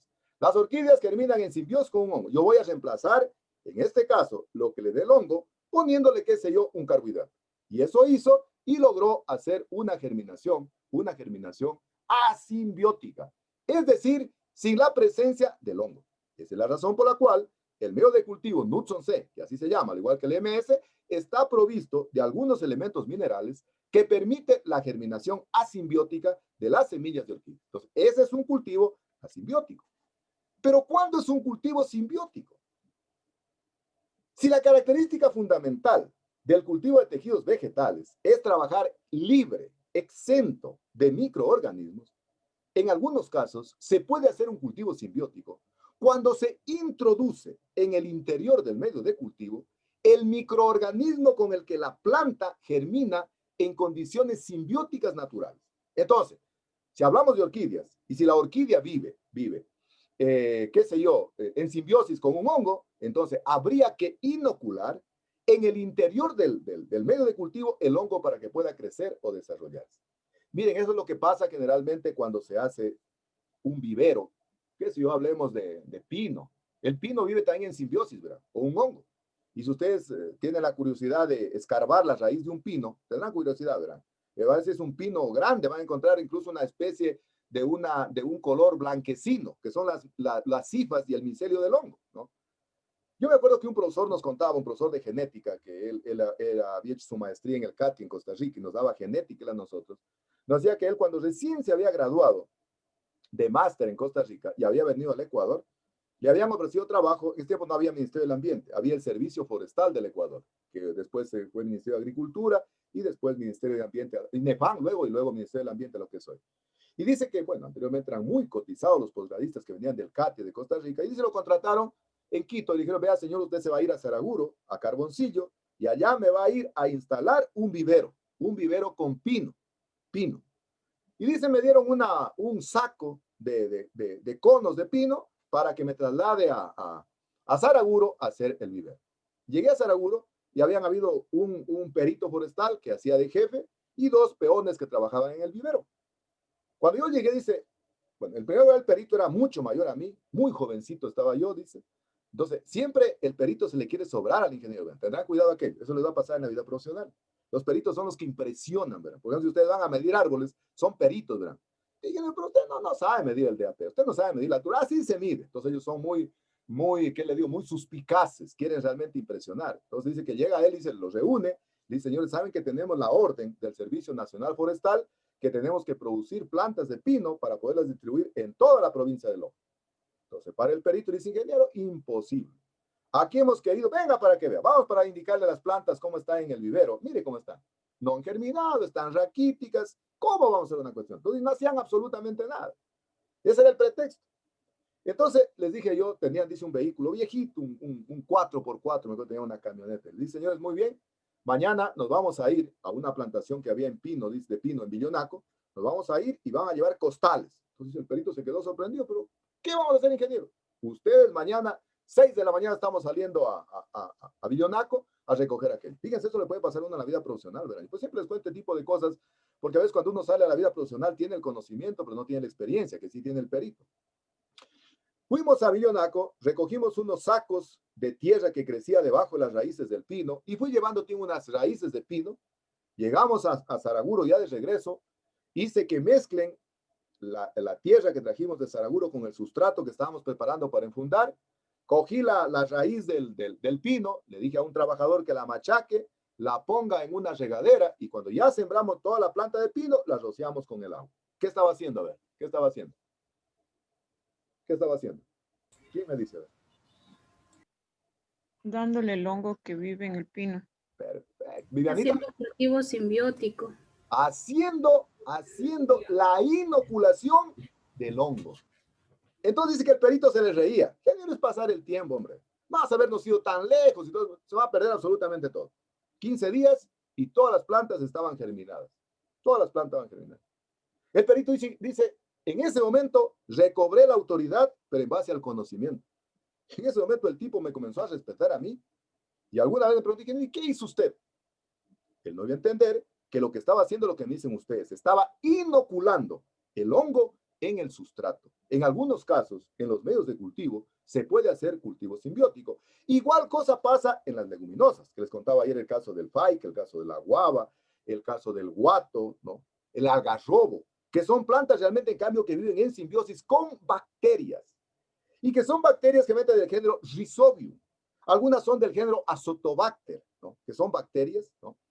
Y que ese tipo de bacterias son las que le permiten viabilizar la captación del nitrógeno. Recuerden cómo se tomaba el nitrógeno. A ver, cómo se tomaba el nitrógeno, cómo tomaban las plantas. A ver, ahí viene la explicación por qué realmente se toma el nitrógeno de esa manera. ¿Cómo se tomaba el nitrógeno? A ver.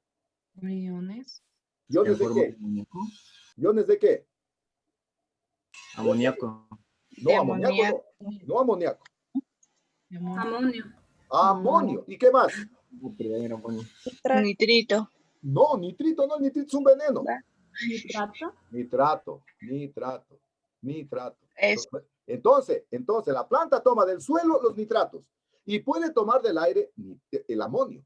¿Qué hacen las bacterias? Las bacterias contribuyen a fijar el nitrógeno en el sistema vascular y cuando caen las hojas al suelo, aportan nitrógeno al suelo. Eso le decía ayer el ingeniero que se graduó, de que esa idea podría venderles, ¿no? Porque un asesor le preguntaba y le decía, a mí no me convence, a mí no me venga aquí que siembre faique, a mí deme alternativas para poder sembrar el faique.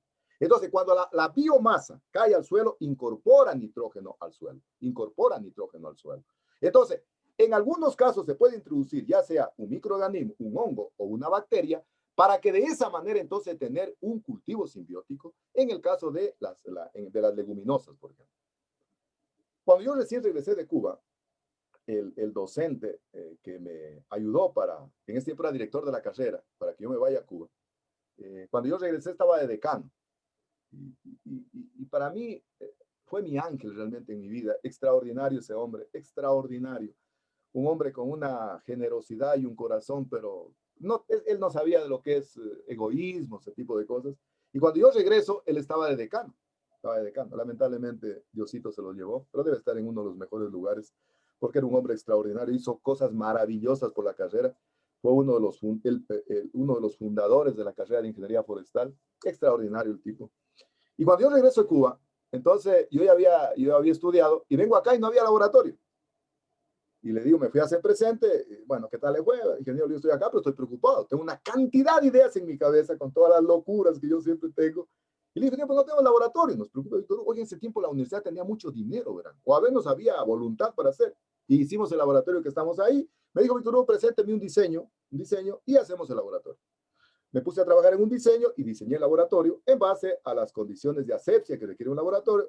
Y me dijo, vea, Víctor Hugo, vaya a toda la universidad y vea un sitio, un local donde realmente existe una infraestructura que usted cree que se la pueda usar.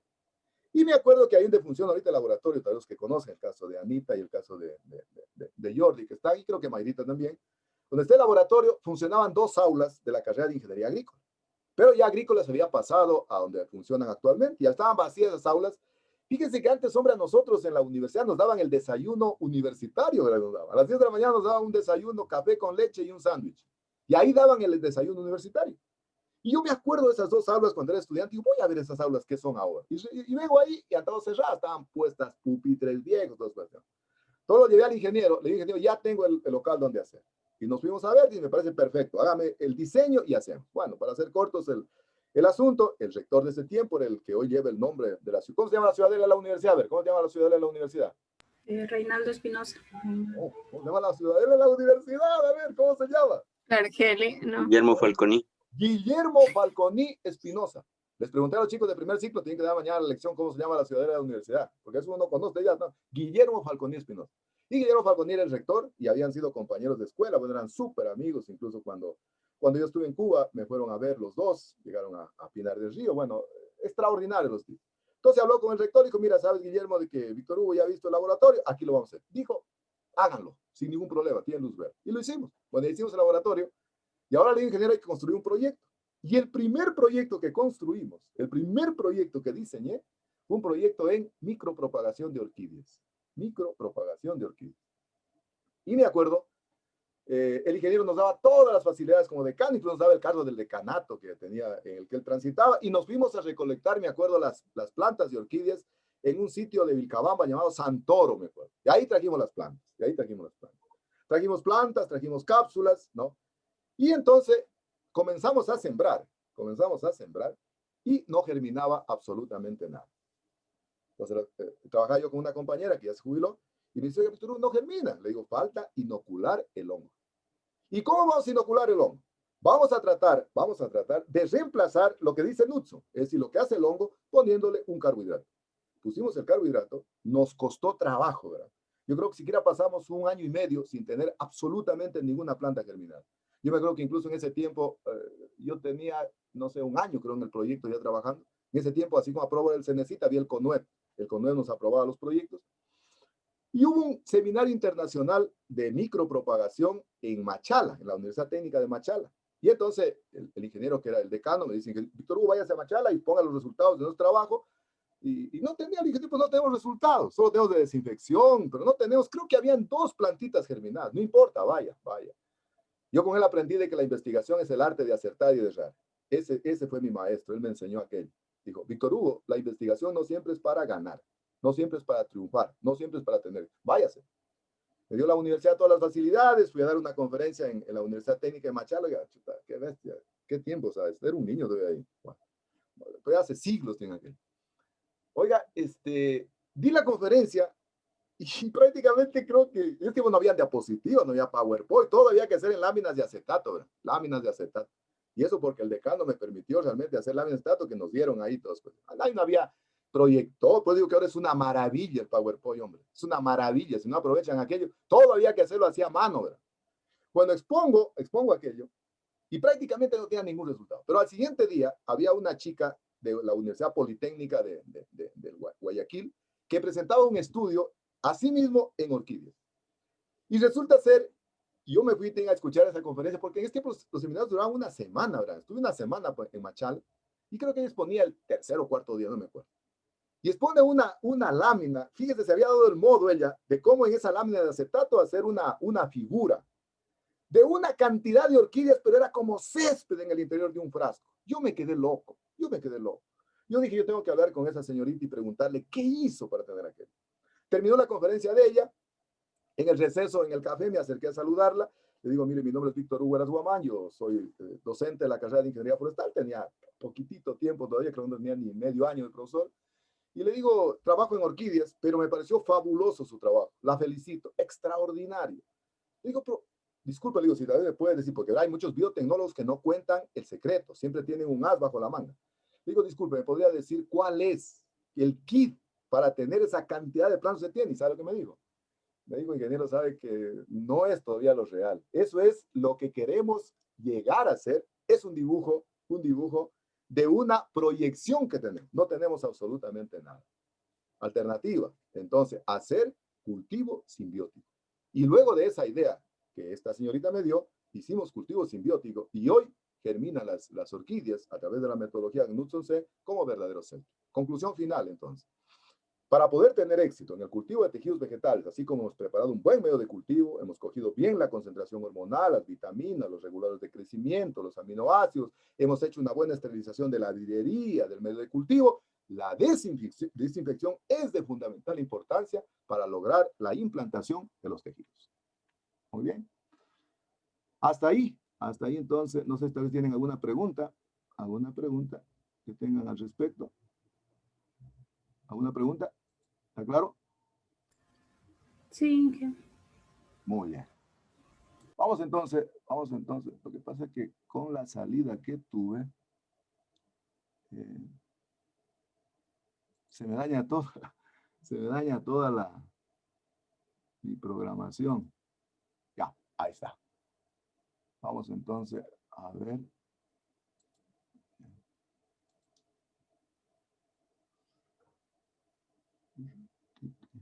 Por favor, me confirman si observan la pantalla. Sí, se ve. Sí, ya se ve. Bueno, en este momento me voy a permitir explicar lo que va a constituir el trabajo de investigación grupal que va a hacer cada grupo, ¿no? Para poder finiquitar la asignatura. Entonces voy a explicar con lujo de detalles realmente cómo he diseñado el trabajo de investigación para que puedan trabajar cada grupo en la especie que les voy a asignar.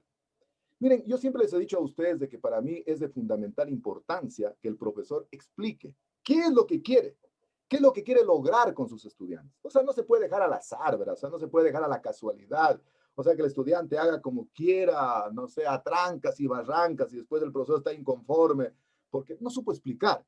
Entonces, me he dado el tiempo, ¿verdad?, de revisar cantidad de trabajos he tenido que revisar. Me ha costado mucho tiempo realmente hacer aquello, pero quiero que salga un trabajo perfecto.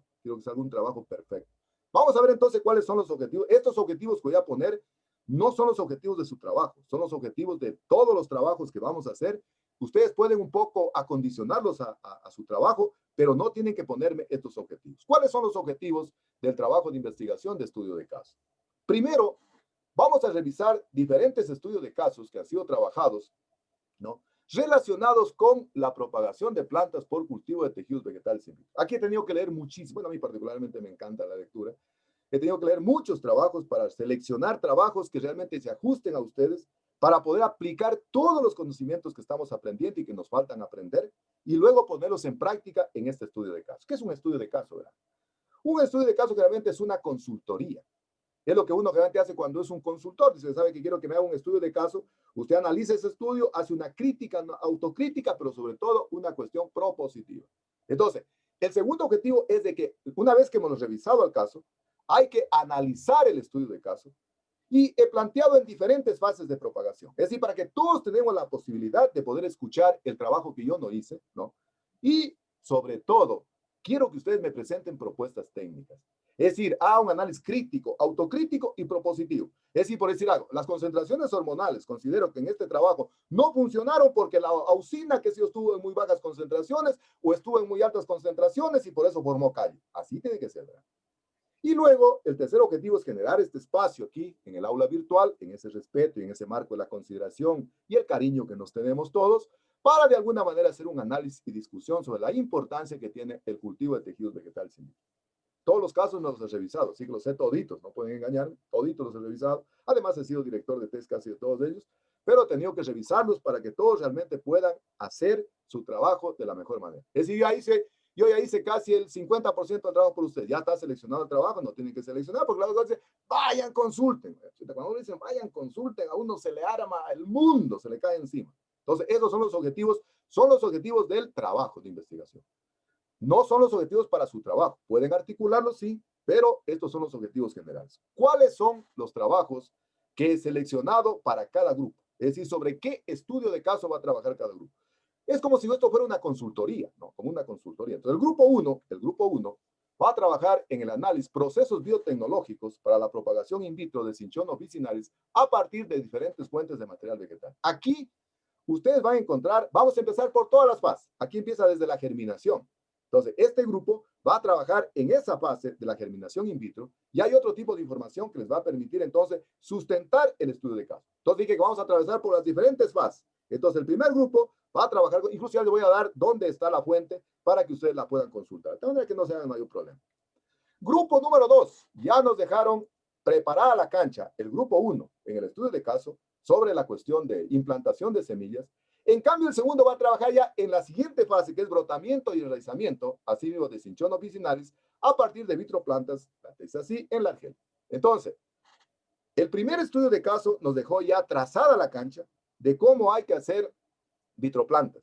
Viene el segundo grupo y en cambio nos dice cómo hay que trabajar en la fase de brotación, en la fase de enraizamiento, y ahí es donde yo quiero el criterio de ustedes desde el punto de vista técnico.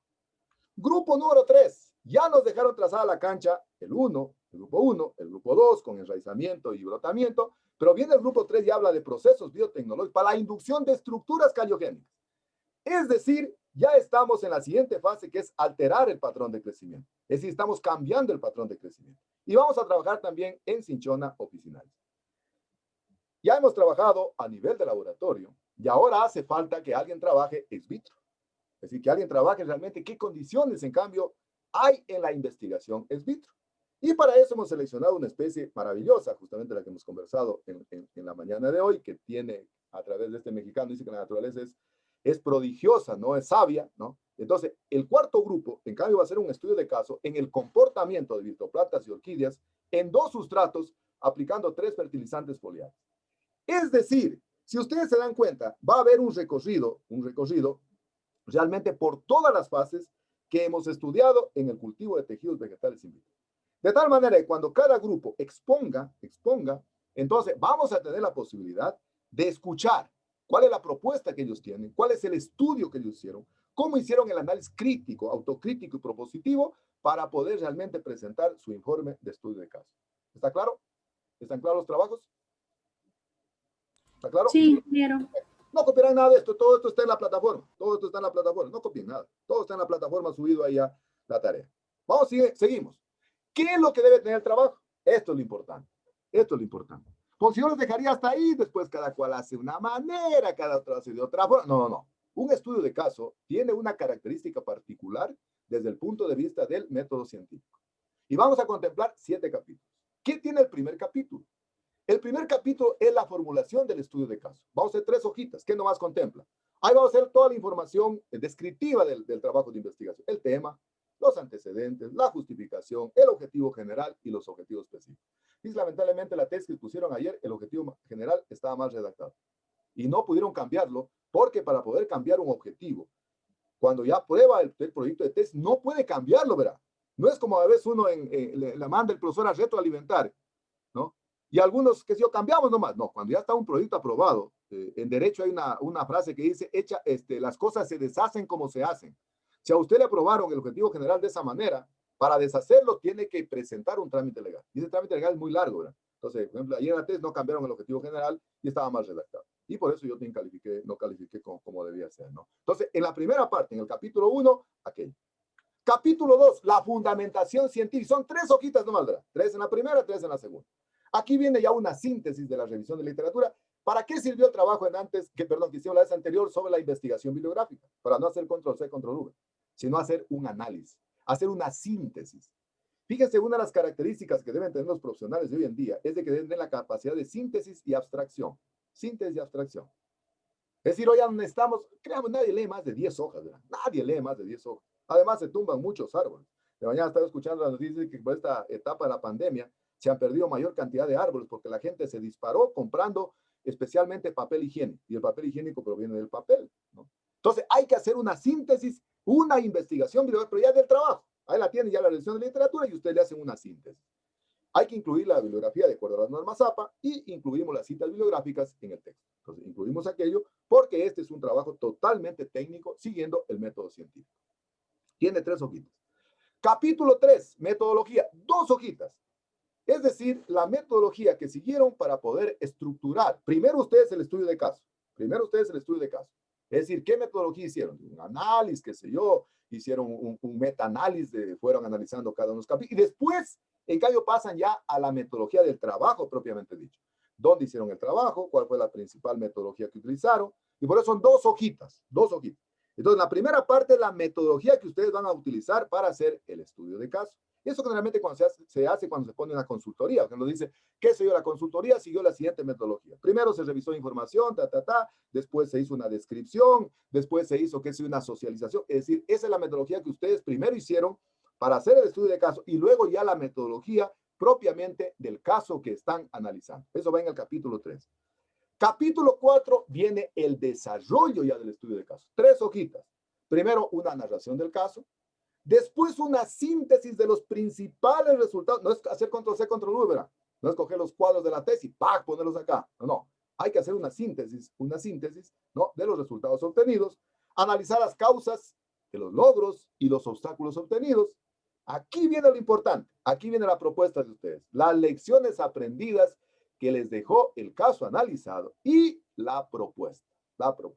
Es decir, el aporte que ustedes hacen. Dicen, muy bien, ya hacen la descripción, que si yo dice los resultados obtenidos, no sé, en el caso del brotamiento, por decir algo, los brotamientos fue muy bajo, y dos cosas. Y luego, entonces, en este capítulo, ustedes dicen propuesta, ¿no?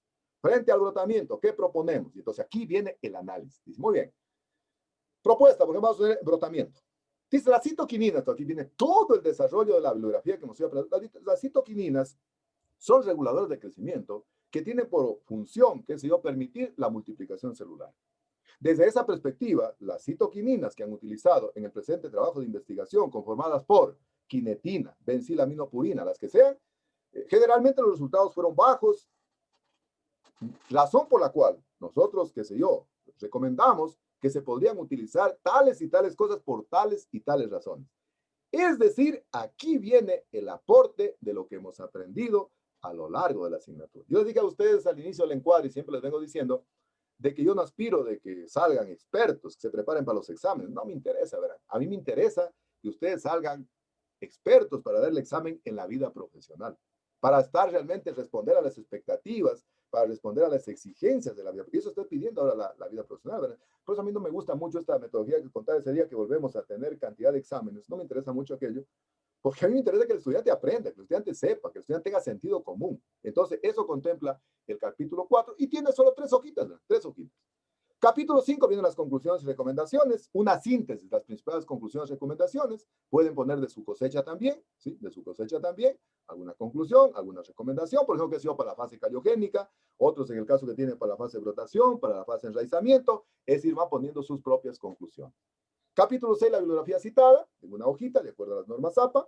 Si tienen que ser algún anexo que poner, una foto, entonces les interesa alguna cuestión, todos deben ir numerados siguiendo las normas de redacción técnica. No recuerden que las normas de redacción técnica es que se puede numerar con números. 4 números soporta. 1, 1, 1, 1, 1, 1, 1, 1, 1, 1, y luego viene 1 entre paréntesis, o guiones o viñetas, ¿no? Y por favor no pongamos sangrías, no es necesario poner sangrías, ¿no? Todos los títulos tienen que estar numerados, ¿no? Y tiene que haber entonces una correspondencia entre los títulos, los subtítulos y lo que voy presentando en cada tema. ¿Cuándo hay que presentar? Mañana no. Tiene que ser todo con planificación y orden. También molesta cuando todos piden para mañana. ¿Cuándo vamos a hacer? Primero es de carácter grupal. Hay que presentarlo solo en digital, en Word y PowerPoint. Sí, hay que hacer una presentación. Ahora sí ya. Esa va a ser la exposición maestra, ¿verdad? Y con esa hay que apuntar a llegar a saltar 2 metros, ¿verdad? Esa es la graduación de ustedes. Ahí va a estar la graduación. Ese día la exposición va a ser la graduación de ustedes. Y van a ver cómo va a ser la exposición, ¿verdad? La exposición va a ser diferente. Ya la exposición va a ser sui generis. Ya no va a ser así que viene. Yo soy del grupo 1. No. Y pero hay que ponerle algún aditamento en la vida. Hay que emocionarse, ¿no? La capacidad de emoción. Pero lógicamente para eso necesitamos concitar a lo largo de todo el trayecto la motivación, que es de fundamental importancia. Entonces, la exposición va a tener alguna particularidad. Vale 4 puntos y constituye el examen de la última prueba. Así que para mí eso vale, ¿eh? Así que yo no les voy a tomar otro examen. Pero si quieren, les tomo otro examen para cumplir con el requisito. Ahí vemos cómo hacemos. ¿Están de acuerdo que valga la prueba número 4 o no? Sí. No, sí, estamos de acuerdo. ¿Están de acuerdo todos? Pero todos, ¿sabes? ¿No están de acuerdo? Si solo está de acuerdo Jordi y Leli, les tomo examen. A contar 3. 1, 2, examen. ¿Están de acuerdo o no? Sí. Sí, quiero. Ya. A viva voz. ¿Todos están de acuerdo que sea la prueba número 4? La exposición hay que hacerla al azar por 2 puntos. Y el trabajito tiene de 10 a 15 hojas ya pasadas a limpio. No se trata de copiar lo que está en el documento. Eso generalmente, créame lo que eso es el mayor problema que hay en la universidad. El cuello de botella que hay en la universidad es que el estudiante se acostumbró a hacer control C, control V, y en la vida profesional no pueden hacer. Los chicos ahorita me están consultando casi toditos los días, los de noveno ciclo, que están haciendo la justificación y la metodología. Y que realmente algunos verán, por eso los foros importantes, no pueden escribir 10 líneas, ¿verdad? No pueden escribir 10 líneas. ¿Por qué? Porque todos lo contestan, ok, sí, no, una carita, no, la gente se olvidó de escribir. Entonces, el objetivo tiene los foros que aprendan a escribir. Entonces, aquí vamos a aplicar todo, de 10 a 15 horas. Pero aquí viene la exposición. Miren la exposición cómo va a ser. Va a ser fantástica la exposición. Todos tienen que presentar el trabajo el martes 2 de febrero del 21, ¿verdad? No vengan a decir que ya tenemos trabajo para el otro año. 2 de febrero, oiga, cerquita el carnaval ya y cerquita el Día del Amor y la Amistad. Lejísimo está, 2 de febrero de 2021. Planificación y orden. O sea, no es para la primera semana de enero. No, nada de eso. Nada de eso. Todos tienen que presentar en la plataforma. Todos, verán. Todos. Tienen que presentar el 2 de febrero del 2021. Cada uno solo le ponen el nombre del grupo. Grupo 1, grupo 2, grupo 3, grupo 4. Suben los 2 archivos y lo presentan hasta el martes. Pero las exposiciones van a ser diferenciadas. Aquí va a estar chévere las exposiciones. El grupo 1 y 2 expone el martes 2 de febrero del 2021. Grupo 1 y 2 expone el martes 2 de febrero del 2021. Y el grupo 3 y 4 expone, en cambio, el jueves 4 de febrero del 2021. Pero todos, verán, tomarán en cuenta, todos van a presentar en la plataforma el martes 2 de febrero. No se descuidarán. Es cosa que el grupo 3 y 4 diga, nosotros nos toca presentar el trabajo el 4 y lo van a subir. Cuando suben el 4, ya no hay la plataforma. Ya cerrado la plataforma. Entonces, atención. ¿Sí están poniendo atención, verán? ¿Están poniendo atención? Sí. ¿Sí? ¿Está claro todos? Perfecto. Entonces, en 2 días vamos a hacer el... Va a ser como el seminario de tesis. Este va a ser el preámbulo. Va a ser el abreboca de lo que va a ser su tesis. Va a ser su tesis. Entonces, ya este va a ser el preámbulo de lo que va a ser su... Además, ustedes recuerden que el próximo año terminan séptimo, termina ya sexto, empieza séptimo y le comienzan a dar una entrada a octavo, ya verán. Está cerquita. Entonces, 2 fechas para la exposición. Martes 2 de febrero, el grupo 1 y 2, y jueves 4 de febrero, el grupo 3 y 4. Aquí están los trabajos de investigación. Ya está incluso para cada grupo trabajo. Grupo 1, ¿qué trabajo va a tener? De un ingeniero forestal, del ingeniero Nelson Ramiro Lima, que está en el repositorio de la universidad y que tiene el título Propagación Biotecnológica para la propagación in vitro de cinchonopsinales, que ha sido a partir de diferentes fuentes de material vegetal. El grupo número 2 va a trabajar, en cambio, en una tesis de una ingeniera agrónoma que trabajó en cinchona y trabajó entonces ella en la fase de brotamiento y relanzamiento. Melania Chamba se llama esta chica. El grupo número 3 va a trabajar, en cambio, en cayogenes. Y este es un trabajo maravilloso. Es un trabajo que hizo Karina, que es extraordinario ese trabajo. Ese es el trabajo referente. Yo diría que es la estrella, verán, del proyecto. Es un trabajo fabuloso que esta chica hizo. Muy importante. Es la razón por la cual está ubicada en un sitial de trabajo extraordinario ahora. Es un trabajo maravilloso. Y entonces van a revisar el de ella. Y en cambio el grupo 4 necesitamos adaptación y vamos a trabajar en estas plantas maravillosas como son las orquídeas. Y ahí trabajó en cambio un chico que es ingeniero agrónomo, que es César Augusto Bueno. Entonces, esos trabajos, todos esos trabajos están en el repositorio para que los puedan consultar, para que los puedan leer, para que los puedan revisar. Y de esa manera entonces vamos a trabajar entonces en el estudio de caso. Cada cual ya tiene entonces su trabajo de investigación asignado. Es el trabajo que yo me he dado de revisarlo previamente y no decirles en este momento, ya consulten a trancas y barrancas. No. Todo tiene que estar fríamente calculado, planificado y ordenado. ¿Está claro? ¿Está claro? Ingeniero. Bien. Bueno, aquí está la bibliografía, aparte de las tesis. Ahí están las tesis de los trabajos de investigación que van a servir para poderlas consultar. Bueno, ahora que todo está en digital, ¿verdad? Oiga, yo me acuerdo en mi tiempo, verán, había que ir a la biblioteca, pedir un libro. Siempre pedíamos, por ejemplo, el libro de Fonquer y la botánica de Schaume. Pues. Pero ese era el que más lo pedíamos, los agrónomos, los forestales, los agrícolas. Imposible encontrar ese libro. Y había uno que llevar en un cuadernito y anotar todo, ¿verdad? Esa cosa que dolía la mano tanto que se escribía, porque no prestaban el libro. En ese tiempo no habían fotocopias, no había. Hoy todo está en digital, todo está en el repositorio, ¿no? Y entonces tenemos que consultar aquello. Muy bien. Ahora sí, entonces empieza el trabajo. Comencemos a trabajar para poder leer, para poder tener la propuesta. Y aquí realmente es donde vamos a dar el examen final. Para mí es el examen final. Para mí es el examen final porque aquí es donde vamos a demostrar toda nuestra capacidad, todo nuestro ingenio, toda nuestra creatividad, todo lo que hemos aprendido a lo largo de la asignatura. Bien, ahora sí podemos, creo, prender las camaritas para ir finiquitando. ¿Preguntas? Si tal vez no quedó claro. Ingeniero, yo le tenía una consulta. Claro. Para la segunda unidad sería en este caso, sí tenemos examen, ¿verdad? Sí, claro. Sí, sí. Ah, ya. Eso me estaba media confundida. No, sí, ahí de esos que son así, facilititos ahí que... A ver, adivine qué color es el caballo blanco Simón Bolívar. Blanco, azul, así sencillitos, ¿no? Pero acá va a ser efectivo, ¿no? Acá va a ser más efectivo. ¿Está claro? ¿Alguna otra pregunta, tal vez? Sí, ingeniero, muchas gracias. Leslie, ¿dónde está Leslie? ¿Qué va, Dígame, ingeniero. A ver, ¿cómo estamos? ¿Todo está claro? ¿Está claro, Leslie? Sí, todo está claro. Todo está claro. Perfecto, todo está claro. ¿Alguna otra pregunta? ¿Está claro todos? Sí, Bueno, ingeniero. Jordi está que me mira a mí porque dice, ingeniería, quiero las preguntas. Ya me está cayendo mal con estas preguntas. Juan. Y creo que no vamos a avanzar ahora porque esas preguntas, súmale ahí, tiene el punto de marchiteza. Sumen punto de marchiteza. Aunque tiene relación con la marchiteza, ¿no? Súmale ahí para ver si Dios lo permite, en el próximo ciclo conversamos aquello, para no cargarlos, tiene mucho trabajo, ¿no? Recuerden que somos personas, somos seres humanos, que vivimos, que sentimos, que respiramos, que necesitamos espacio también, ¿no es cierto? Para nosotros, personal, y entonces ya nos revisamos aquí. Bueno, no sé si tienen alguna otra pregunta. ¿Está claro todo? Sí, por mi parte, ingeniero. Está claro. Bueno, voy a prender la cámara porque esta es la última clase del año 2020. Bueno, como ustedes conocen, miren, el tiempo es inexorable y todo en la vida es circunstancial. Llega, sucede y pasa.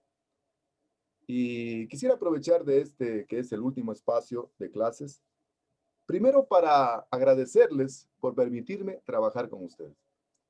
Yo pienso que soy un bendecido por Diosito de tener estudiantes maravillosos como son ustedes, de tener seres humanos extraordinarios, de tener estudiantes realmente motivados.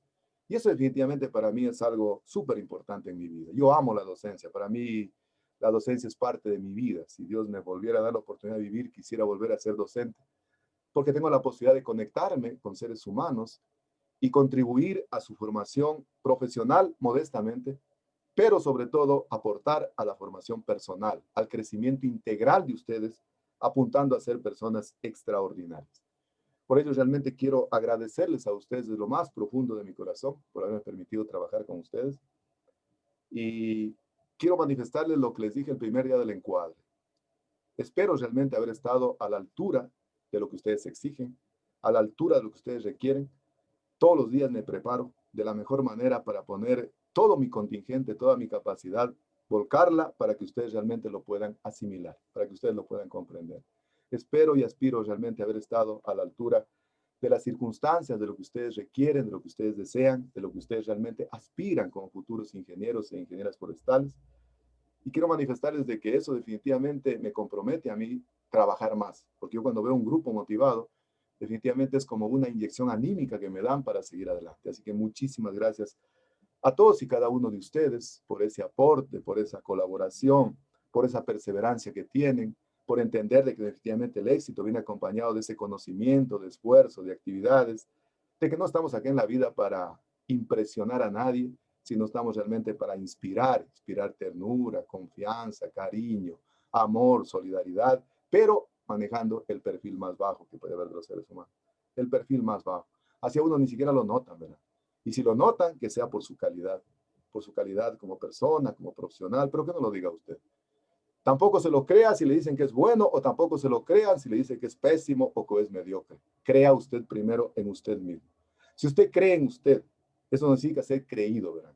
Sino significa realmente ser humilde, ¿no?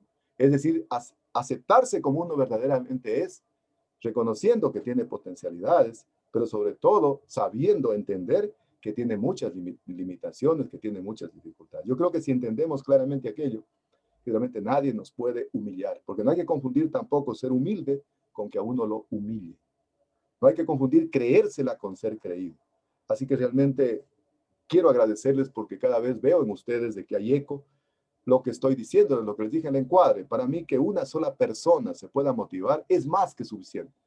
Es más que suficiente, porque ella en su entorno puede contribuir realmente a motivar a los demás. En segundo lugar, ustedes saben que estas fechas generalmente que se pasan al final del año, dicen que hay que hacer un balance de las cosas positivas y de las cosas negativas. Y yo creo que este año ha sido un año que nos ha dado muchas enseñanzas y que nos ha sabido demostrar de que uno puede hacer mucho, ¿no? Solo contando con uno solo. Pero ¿saben qué? Con el respaldo de lo que uno más adora, de lo que uno más quiere, que es la familia. Y por lo tanto, no se olviden nunca de seguir haciendo aquello que siempre les digo, nomenclar, realmente decir, porque lo que no se nomencla no existe. El amor no puede prescindir de las palabras, ¿no? Yo creo que este año ha sido muy aleccionador porque nos ha permitido, yo creo que humanizarnos más. Y ojalá Dios lo permita, así lo cree conveniente cuando salgamos a esta nueva normalidad, salgamos como seres humanos renovados, más comprensivos, menos críticos, menos destructivos, menos hipócritas, ¿no es cierto? Más sinceros, más transparentes, sin demostrar poses falsas, sin demostrar lo que no somos. Yo creo que esa es la enseñanza que nos tiene que dejar. Y como esta es una época de paz, quiero aprovechar de este espacio, de esta ocasión, y por eso prendí la cámara, tal vez para pedirles disculpas y perdón si cometí algún exabrupto en la intencionalidad de que puedan aprender. Créanme que nunca lo he hecho, nunca lo hago las cosas de mala intencionalidad. Lo hago solo con el ánimo de que puedan crecer como personas, como seres humanos y como profesionales. Pero sobre todo lo que más me interesa como personas, que traten realmente de ser personas extraordinarias, porque una persona extraordinaria puede ser un excelente profesional.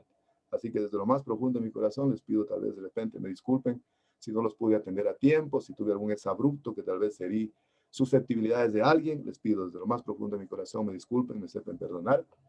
Y finalmente quiero desearles de que estas fechas, que son importantes en la vida de las personas, la pasen de lo mejor.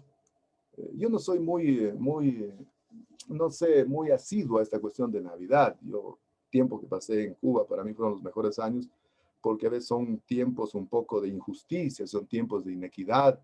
Hay gente que lo tiene mucho, hay gente que no tiene nada, y a mí ese tipo de cuestiones no me gusta. Sin embargo, quiero aprovechar desde lo más profundo de mi corazón para desearles que tengan una extraordinaria Navidad, pero sobre todo, que el nuevo año venga cargado de muchas bendiciones para todos y cada uno de ustedes, para todas y cada una de sus familias, para todos y cada uno del conglomerado social que los rodea, que puede ser sus familias, sus amigos, lo que más aman, lo que más quieren, y que se comiencen a cumplir todos sus sueños, todas sus aspiraciones, tanto en el plano personal, en el plano académico y en el plano familiar.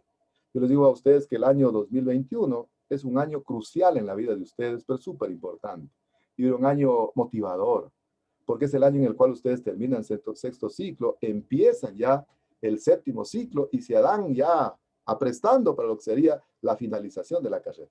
Cuando uno ya llega a ese espacio, no quiere salir de la carrera, ¿verdad? No quiere irse de la carrera. Cuando los chicos están en primero ahorita, les contaba el día viernes anterior que este miércoles tenía un grado y una chica me dijo, qué envidia, ingeniero, ya quisiera estar ahí. Y ahí ves, cuando uno está en esas circunstancias, no quiere serlo. Así que realmente aprovecho de este espacio para desearles desde lo más profundo de mi corazón que pasen unas fiestas extraordinarias, que descansen, que se cuiden, que Diosito bendiga realmente a todos y cada uno de ustedes para que todos sus sueños, todas sus aspiraciones se puedan cumplir. Y quiero que entiendan que ahorita están en las duras, ¿verdad? Así toca a veces, pero en buena hora que todo no es eterno, todo es circunstancial. Ya vendrán las maduras, ya vendrán realmente cuando la gente tenga la posibilidad de reconocer su talento, de reconocer su capacidad. Pero ¿saben por qué lo reconocen? Porque hicieron el esfuerzo ahora. No se olvide lo que decía Juan Montalvo, de que solo los que trabajan, yo diría solo los que estudian, pueden sentir la satisfacción del descanso. Es decir, posiblemente los compañeros que se quedaron detrás dijeron, pero ¿yo qué estuve haciendo? ¿Por qué, no sé, Jordi? ¿Por qué, no sé, Viviana? ¿Por qué Anita Cristina? ¿Por qué Mayrita? Ahora son ingenieros por tal. ¿Yo qué estuve haciendo? Mientras tú estabas posiblemente haciendo cosas que no eran académicas, yo estaba dedicándome a lo mío. Y ahora solo estoy cosechando el fruto del esfuerzo. Pero nada viene sin el esfuerzo. Así que muchísimas gracias, estimadísimas señoritas, señores estudiantes, por haberme permitido trabajar, por haberme permitido compartir con ustedes, pero sobre todo por haberme permitido aprender de todos y cada uno de ustedes su talento, su capacidad, su mesura, su respeto, su consideración. Así que estoy inmensamente feliz y si Dios lo permite, pues nos veremos en el próximo año, si Dios lo permite. Ustedes saben que todo es circunstancial. No sabemos, hoy estamos, mañana no estamos. Dicen que hay que vivir el día a día, Vivámoslo intensamente. No nos arrepintamos lo que tengamos que hacer, porque a veces uno se arrepiente cuando deja de hacer las cosas. Así que les deseo de lo más profundo de mi corazón que les vaya extraordinariamente bien y si Dios lo permite, pues nos vemos el próximo ciclo. Y si tenemos la posibilidad, pues para la fecha del 5, traerán una calculadorita que vamos a trabajar. Así que sin más, muchísimas gracias. Y si Dios lo permite, pues nos estamos viendo, Dios mediante, en la próxima clase. Que les vaya extraordinariamente bien. Que estén muy bien. Felices fiestas. Hasta luego. Bueno, muchísimas gracias a ustedes por tanto cariño y dedicación que nos dedica a nosotros para nuestros estudios. Muchas gracias a ustedes. Que les vaya muy bien. Hasta luego. Que estén muy bien. Gracias, igualmente. Hasta Que esté luego. bien.